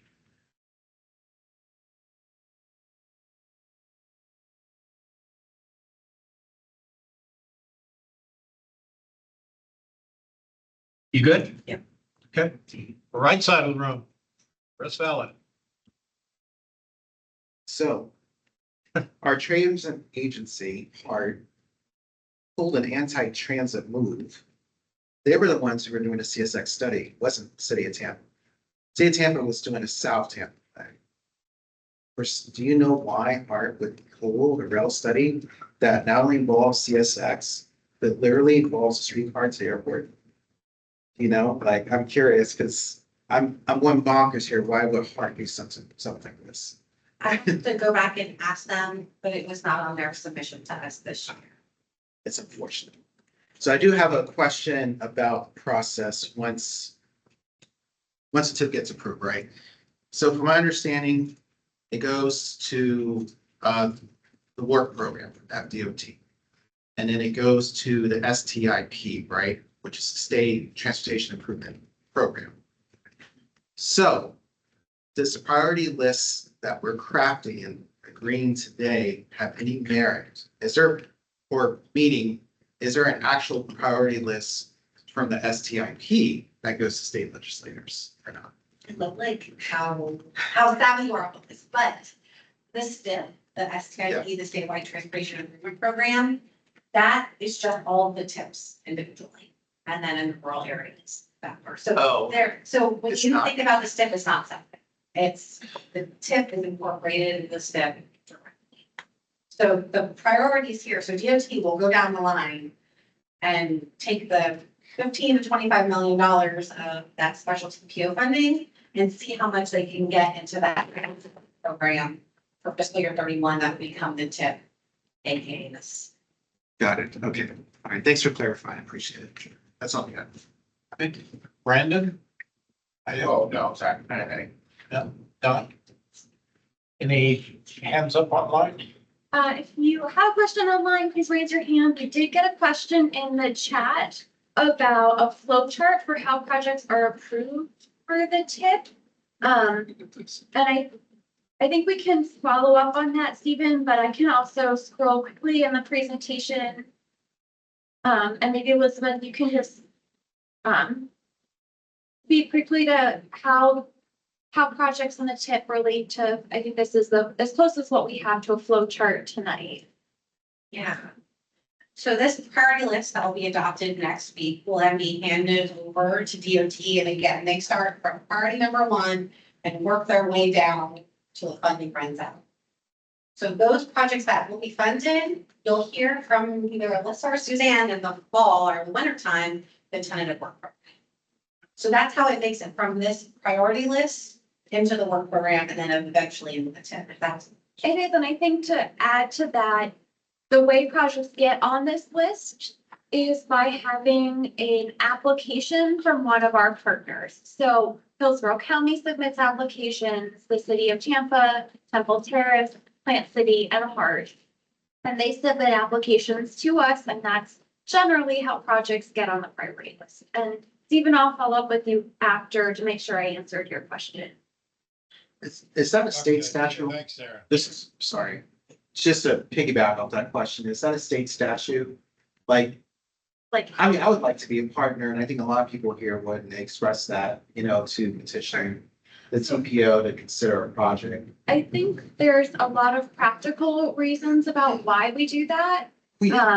And I'm not sure if it's in state statute or not, how we do the priority list, but one of them is if we are prioritizing a project, in order to get funding, it needs to have an application in for the funding. And that application has to be done by the project sponsor or the one who's going to be implementing the project. And so we can't submit a project, for example, on behalf of a government that won't accept that funding. And so that's a really important reason why we look to those project sponsors to submit the projects, because we can't, if we give them money that they're not going to be using, it would hold up that money for some amount of time, because they would say, what's this money? And then they'd say, well, we don't want it. And then we'd have to re-put it into the process. And during that time, something else could have been funded. I just feel like we're using Yeah. the products, the end products of what comes out of this organization. And So what, therefore, we're end users and we should be able to petition sure. on that. Like, for example, if I wanted to study, one of y'all to study the negative effects of highway widening, So like, why can that not be in the tip? there are a couple ways that you can influence what projects happen. One is when we come to you and we talk about the Unified Planning Work Program and we're asking for project suggestions. If it's a planning project, that's the best time to do that. And like a PD&E, for example, is not a planning project for UPWP purposes, but a study might be, like how we're doing the Brightline Station area study, like how we're doing a Plant City Trail Connector study. Those kinds of things belong in the UPWP when we ask you every 2 years to help us develop that. Okay. If you have recommendations for us at any time, we will take them. We do meet regularly with the local government and local agency partners. We meet with, I think, all of them on different frequencies, but I know Elizabeth's been trying to meet with them regularly. We can always share that the CAC, requested we bring this up to you. It's then in their court, but we are happy to collect information like that and share it with them. Yeah, thank you. Anybody else online? Stephen asked a follow-up about the role county commissioners play in the process. Stephen, county commissioners are the ones for the county projects, which are the ones that the county is the project sponsor for. The Board of County Commissioners approves that list that gets submitted to us every year. So their role is as an approver, and they typically do that approval in the January or February timeframe. We also have county commissioners who serve on the TPO board as TPO board members, which is a different role in the process. Does anyone else online have a question or comment? I don't see any other online comments or questions. Okay. Elizabeth, can I get the ask slide back up again? Elizabeth, I can do that because I have the screen. Okay. Rick, can I ask more questions? Huh? Can I ask more questions? Dana would like to ask another question. Yes, so line item 72 is a State Road 60 widening to Polk County line. This is a project I believe was removed from a tip a few years ago. Do you know about that? Is it the same project? Because there was a woman who was on the CAC from that area and she made a very strong case for why that project is not needed. And so I'm curious to see it, like why it's back on, if that is in fact that project. I know this project was on the priority list last year, and I know it remains to be unfunded, but I can go back and do some more research. Okay. One of the suggestions I would like to make for this whole process is to show us what projects from the list of priority projects of last year were elevated to the tip. Okay. And if any were removed, like that CSX study, to have that called out as well. Thank you. Absolutely. Okay, thanks. You done? I'm done. Okay. Ed? One alternative would be to, instead of numbering 1 through whatever the last number is, 70 or 60 or whatever it is, would be to number each category individually. And have, vision 0, project priorities 1 through, whatever it is, 25, and then take the next category and prioritize that group of projects 1 through whatever. Take major capital projects and prioritize those 1 through whatever. I can speak to that just briefly, that I know some MPOs have done something similar to that, where they have different lists for different types of projects or sources. That does end up resulting in some challenges when it comes to prioritizing the funding for them, because FDOT isn't clear necessarily, like, is a number one Vision Zero project higher than a number one Smart Cities project? Where does that fall in relation to major projects? So, then we would be getting questions without direction on like which category gets prioritized over another if they're all 1 to 10 or something like that. Just kind of sharing anecdotes that we've heard from our partners around the state is they found that to be a frustrating process. But again, I think staff is open to exploring the direction that we get from the CAC if you want to give us that direction. You good for now? Yeah. I'd like to add, Brandon? I just think it's a really good idea, and because I mean, like, as we have it set up right now by default, literally, the projects that are in like Vision Zero or whatever order they are ranked in are just by default considered a higher priority, when I think there's a lot of people feel very strongly that some of these, like, for example, major projects that are discussed or other initiatives are deserve to be recognized as a lower priority, but they are not being reflected so on the list in terms of the priority list as it stands right now. So I would like to say I support that idea.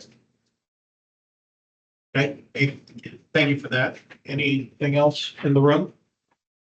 Any other wisdom coming from online? Anyone online? I will add that Wade Reynolds, one of our team members, put in the chat that State Road 60 to Polk County is a priority of Plant City, he believes. But we'll follow up more on that. Okay. Chris, did you have your hand up? Yeah, I was just wondering, I thought we also included the CSX South Tampa multimodal corridor to also go to the, I don't know, I'm correct on that. There was 3 projects. One, I really appreciate you pointing out, which was the, right? Yeah. So that was not on the top, that will be for next Wednesday. The other 2 are major projects, which are streetcar extension and the airport to downtown transit, the connecting, yeah. Okay.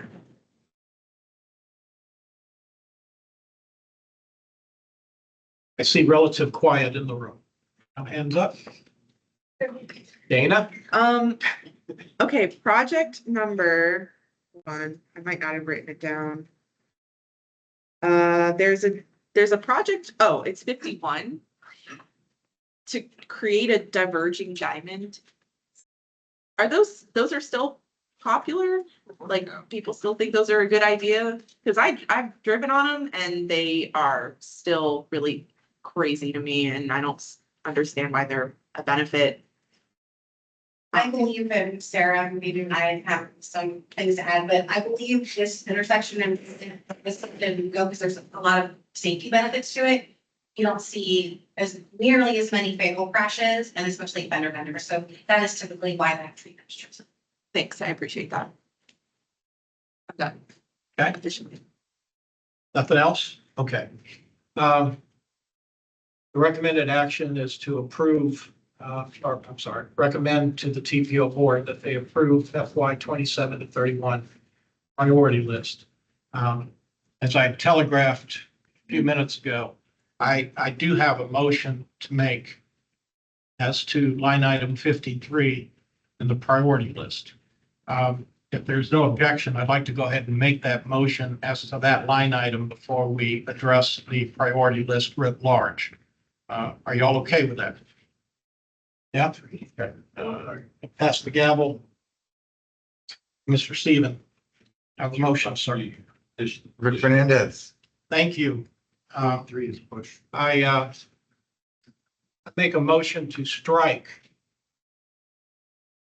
rank number project 53 in the priority list. That is I-275 Hillsborough Avenue to Beers Avenue widening.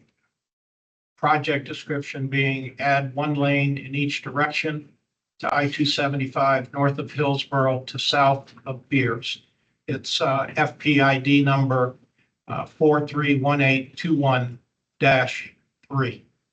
That's the motion. Second. Okay. We have a motion. We have a second. Do we have any discussion? Yes, Rick. Thank you. as the proponent, if nothing else. As I look around the room, my recollection is that almost everyone in the room has been here. We have litigated this very issue before, I think with the exception of Brandon. And I think I've made this motion every year for the last 4 or 5 years. And this committee has been favorable and supported that motion going back several years now. Let me just offer a couple of talking points historically. First of all, the requesting agency here is the Florida Department of Transportation. There's been no request from the city of Tampa or Hillsborough County to prioritize this project.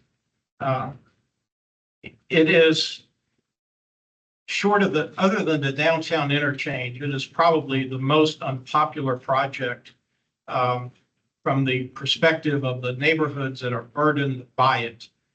Tampa Heights, Seminole Heights, the Ybor buffet of communities, Ybor Heights and historic Ybor, and points north.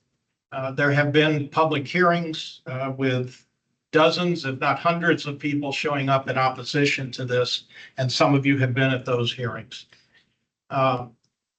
It was on the tip up until June of 2021, if I recall correctly, at which time it was struck from the tip. A motion made at that time by Pat Kemp. It remained, however, in the LRTP, but it was struck from the tip in 2021. One item of the project line item was kept, and that was sound walls north of Hillsborough to Beers. The widening aspect, however, was struck. And that remained the state of affairs until this project was resuscitated by Commissioner Wastel in June of 2024, last year, in a procedural maneuver that I'm not even going to get into here other than to suggest that we were not given appropriate notice before that was done. Regardless, the project was reinserted into the tip. The cost of this project, as projected at year of construction, is $400 million. Year of construction being, as I recall, 2035 is what was projected in the Excel spreadsheet. So 10 years out to get 2 additional lanes north of Hillsborough for $400 million, assuming those numbers even hold. It is not funded. It is not beyond the point of no return. It is not on any list as being beyond the point of no return. You know, I keep on talking about this. We keep on getting, favorable responses out of this committee and even out of the TPO board. I'll tell you now, honestly, do I believe that this TPO board will strike this item from the tip? No, I don't think the numbers are there. But I do think it's important that we keep putting this thing in front of them and that it not simply die in obscurity. One day there'll be different people on the TPO board, and maybe eventually there'll be some people that'll listen to the communities that are affected. I am from Tampa Heights. I am from one of those communities. Golden rule, let's say, do unto others. If this were happening in your neighborhood in Plant City or in someone else's neighborhood in South County, and you came here and said you didn't want this, I would listen to you. I'm asking you to listen to us. So that's my pitch. I'm asking you please to support the motion to strike. I'm done. All right. Thank you, Rick. Dana. I want to point, I was going to bring up the fact that this is a $400 million project for 1 lane in each direction. After this debacle last year, I did a lot of research and I read through the PD&E for this project and found that dollar amount, which was originally less than 400 million. And it does continue to go up. And that selected alternative is 1 lane in each direction. I don't believe that the ROI, the return on investment, makes sense for a $400 million project, about 6 miles of 1 lane in an area. This is like the most north area of Tampa. The traffic during rush hour, during peak times, is the only time it's bad is during peak times, and it's not even like near the worst in the county. So that would be why I would support, in addition to the stuff I said earlier, removing this item. Okay, Thank you. Mr. Majewski. Yeah, I just, the fact that it's in the design phase, is it in fact not beyond the point of no return, or is it in fact beyond the point of no return since it's in the design phase? So that statute applies directly to the transportation improvement program, and this project isn't in the tip, so that's why we did that determination. So if it has advanced to design phase of preliminary engineering, then it could not be removed from the tip unless DOT and the TPO board agree. So that's what that is. But at some point, if it was actually gonna happen, you'd have to have construction funds, in my opinion. And construction funds aren't in the TIP. No funding at any phase is currently programmed for the TIP for this project. This is complicated. Okay, It will probably come up in subsequent years, but that's not today and for the tip. and when it comes up in subsequent years, are people gonna say, oh, it was in the point of no return, so even though we're now gonna put in construction in 80 and 32 or 33, at that point, will there be any recourse to the fact that it's beyond the point of no return? I think it goes back to like the purpose of the priority list. This is what the TPO board uses to communicate to DOT what its priorities are. Yeah, So if they were to agree with that action and striking it, that would probably send a message. well, it's fairly far down on that list, actually. I mean, it's 53, and the highest in major projects is number 44, so it's already fairly down on that priority list. Okay. All right, thank you. Does anybody else have anything to say and weigh in here? Yeah, Mr. Bella. You know, this is such a very, I mean, it's crazy that we're still talking about this, because I do remember having a lot of discussions since 2015 about this section of 1975. Do we know if this is going to be a managed lane, or will there be managed lanes here? Because I do remember at one point that was struck out from this section of TDX. So have you heard anything, Elizabeth, about this having a managed lane facility? I haven't heard anything. I think the same logic applies to that earlier conversation with section 5. DOT probably hasn't also made that decision. Okay, got it. So with that said, again, nobody knows what's going to happen with this, and it's pretty darn scary because we have the most toll lanes in the nation. Florida does. We have the most expensive toll lanes in the nation. And I don't know about you, but owning a car and operating one is extremely expensive in this area. And I can't imagine it would be helpful to tax people on their way to work.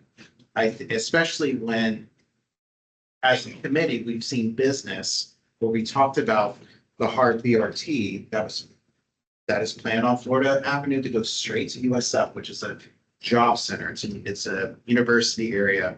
Uptown is booming. There's a lot of communities that are booming on surface roads, not on the interstate itself. So I don't think it's priority right now. I think it's basically a placeholder for FDOT sandbox.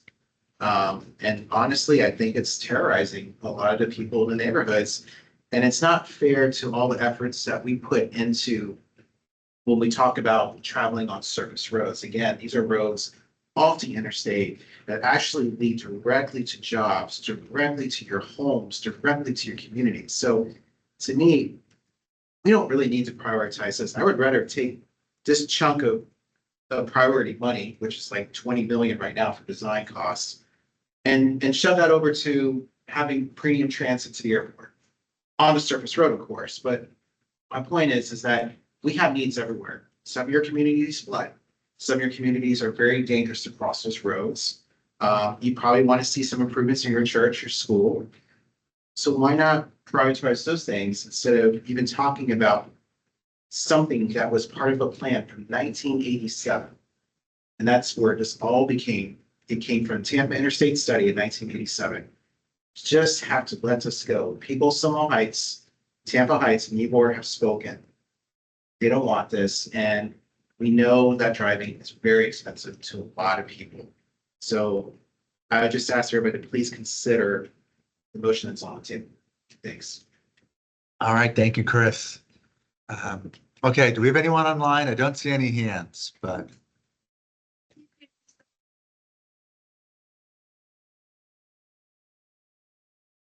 No one online on this item. okay. Any other thoughts, Mrs. Etro? Not mine, but Ed, you had made a suggestion earlier that you got a lot of heads shaking, yes. Yeah, well, now that's separate from the 275 issue, but right, Yes, of course it is, but it still belongs to the priority list, right. in my opinion. Would you like to add that? Because I'm sure there are some people in here that would be very supportive of it. Yeah, and if I was gonna make a motion, it would be setting the 275 aside, one way or the other, but my motion would be that we approve this, but we urge staff over the coming year to come up with to evaluate ways to come up with a global priority list that doesn't reflect this category. I don't know if that's the right word. Go ahead, sir. Yeah. The motion that I have is not on approving the priority list right now. The motion that I have is striking a line from the priority list. Yeah. So there still is Yeah, I got hopefully some kind of action on the list Now, itself. I got and on See where I'm the going page. at. Okay. Thank you. Okay. Thank you, Mr. Vice Chair. Okay. Does anybody else have any other thoughts on the motion? Can we repeat it prior to voting, please? Yeah, Rick, you want to repeat it? Yeah, sure. The motion is to strike from the TPO priority list, project rank number 53. That's I-275 Hillsborough Avenue to Beers Avenue widening. Project description, add one lane in each direction to I-275 north of Hillsborough Avenue to south of Bears. It's an LRTP reference under major projects. And the FPID is 431821-3. All right, I think we're ready for a voice vote. Gail? Yes, sir. Rick Fernandez, Yes. Stephen Hollenkamp, No. Dana Lazarus, Yes. Brendan Nagoyan, Yes. Joseph Citro, Yes. Matt Sink, Yes. Aya Yassin, No.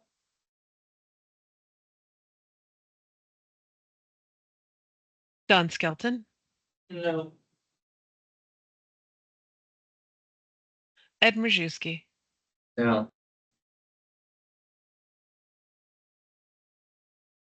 Chris Vella, Yes. Chris Gonzalez, Yes. and I have gotten everybody in the room, correct? Correct. The motion passes 7-4. Did she call Brandon's name? Yeah. All right, thank you. And I'll pass the gavel back to you, Rick, or you got another motion? No, that's it. Okay. For me. Okay, thank you all. Appreciate the support.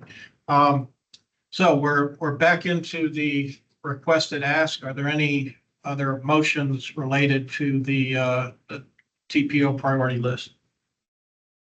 Ed? Yeah, I'll see if I can say this more clearly. I'd recommend that we approve this, but at the same time request staff over the coming year to develop or investigate method to develop a priority list that will reflect, that isn't limited by these categorical divisions. Maybe did that make sense? Okay. May I make a suggestion? Sure.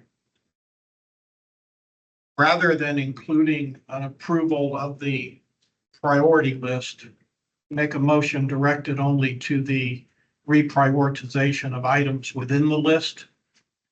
Have that be the recommendation that they triage them differently, however it is you want to state them.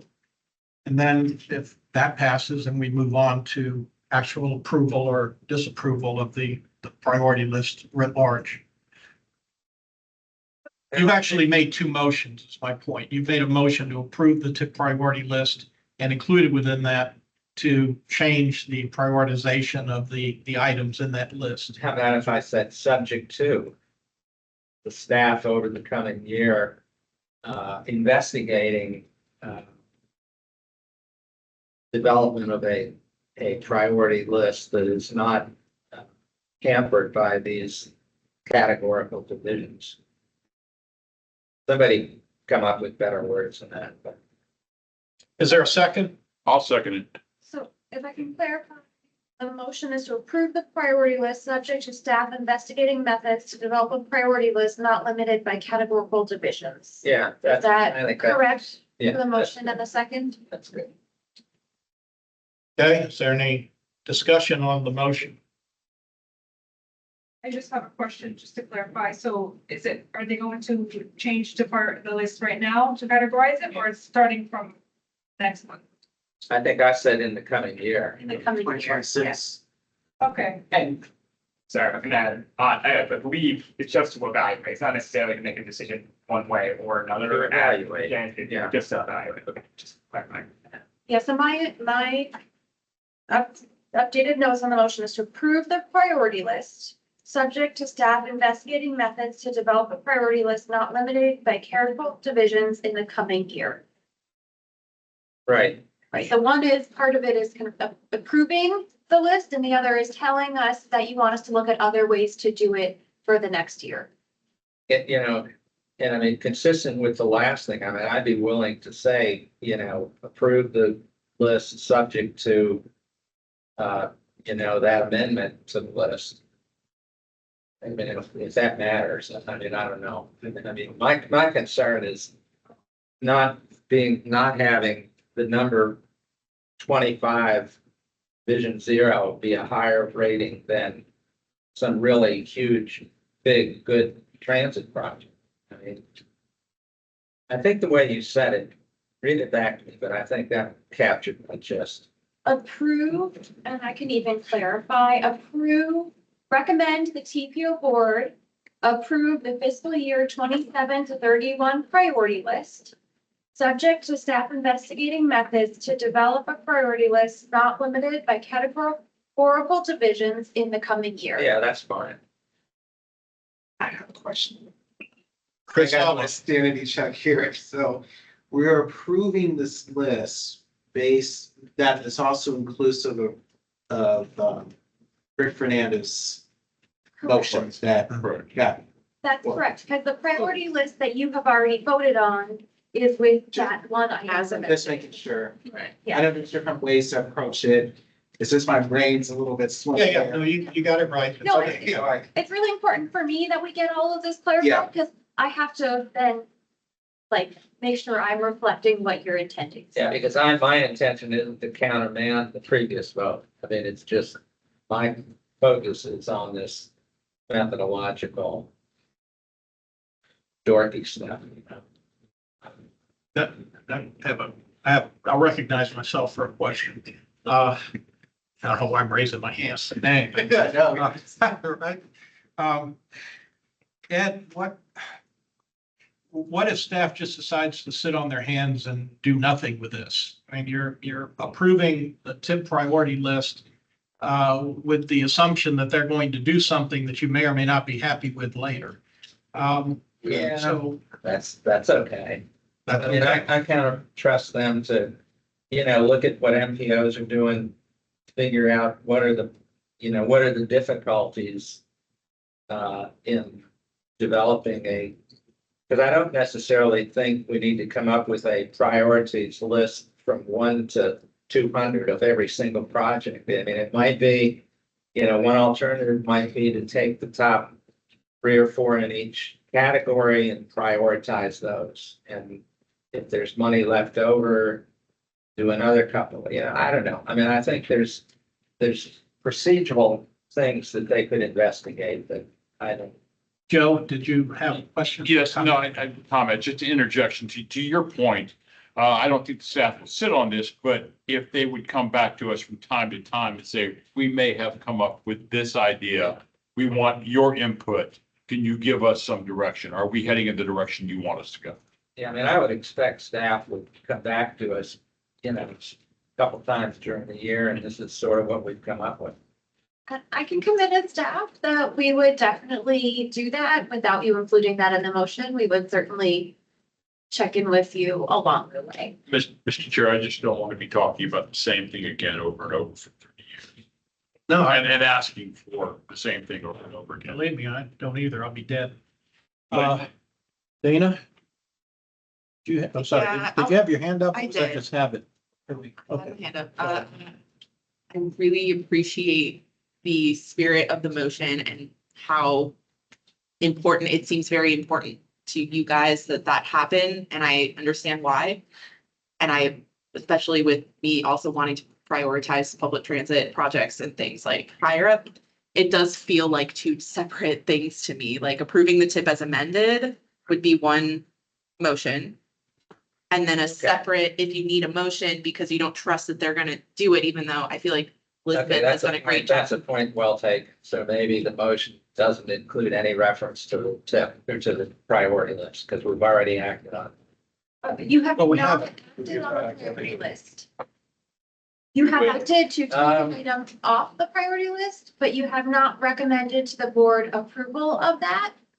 However, I will say you can make more than one, you can take more than one action, so you could act on recommending to the board approve the priority list, and then you could act on staff direction about a future priority list development, or you could reverse the order. I would be happy to try to get it all in one motion. I would be fine saying recommend approval, subject to Rick's amendment, and then followed by this request of staff.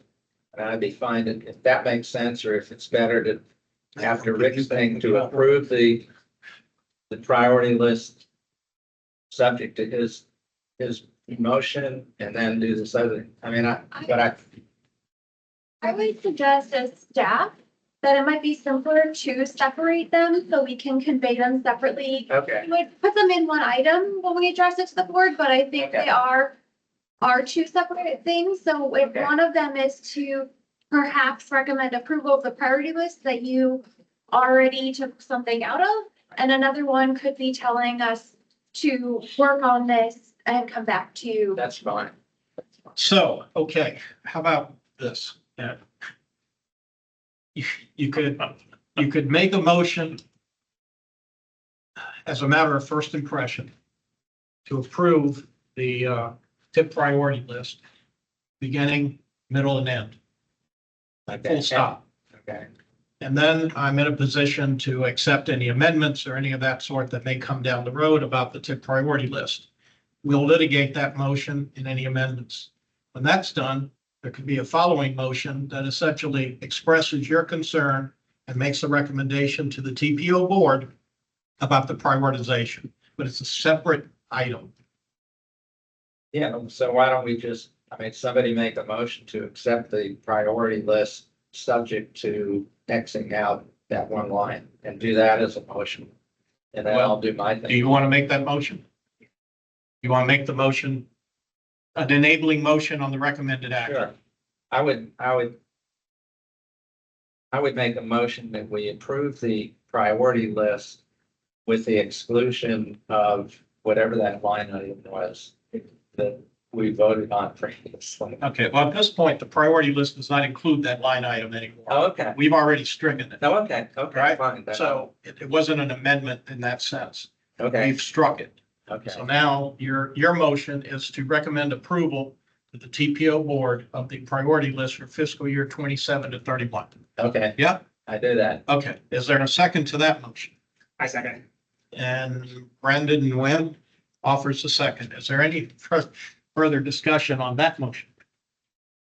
Chris? Yeah, is it the back to the bright line?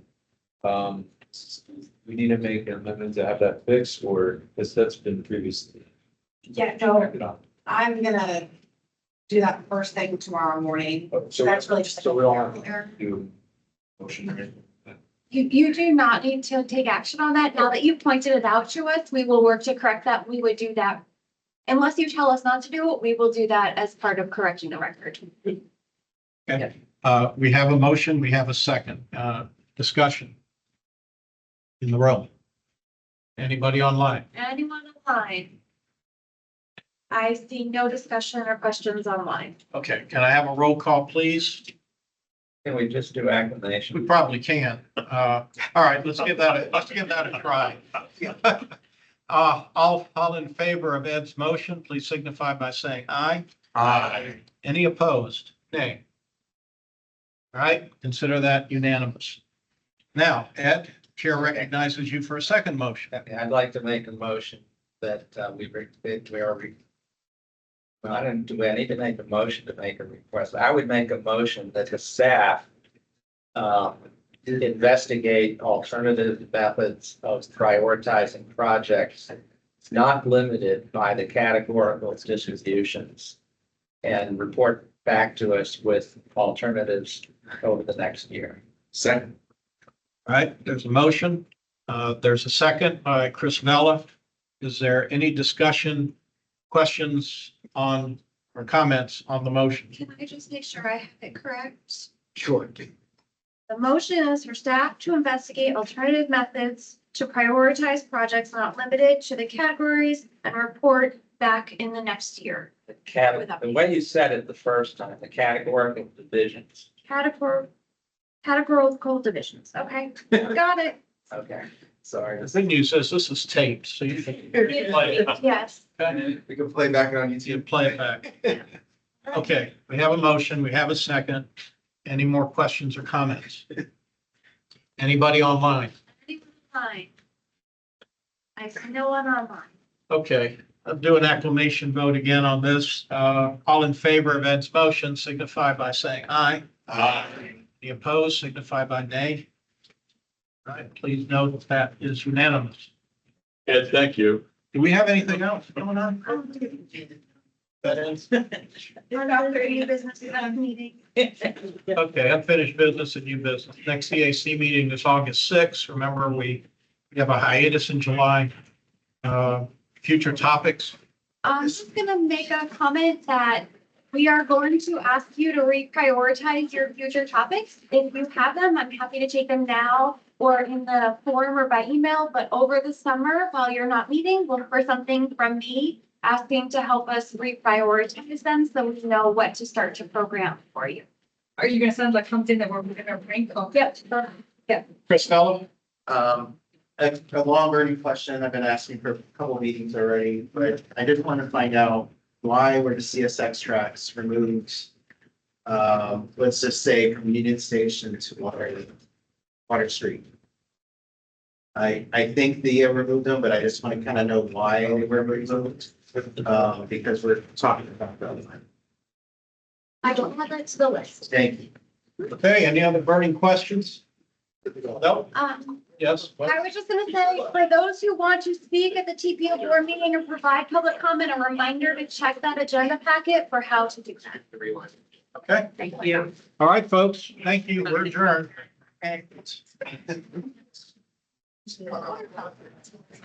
What's that?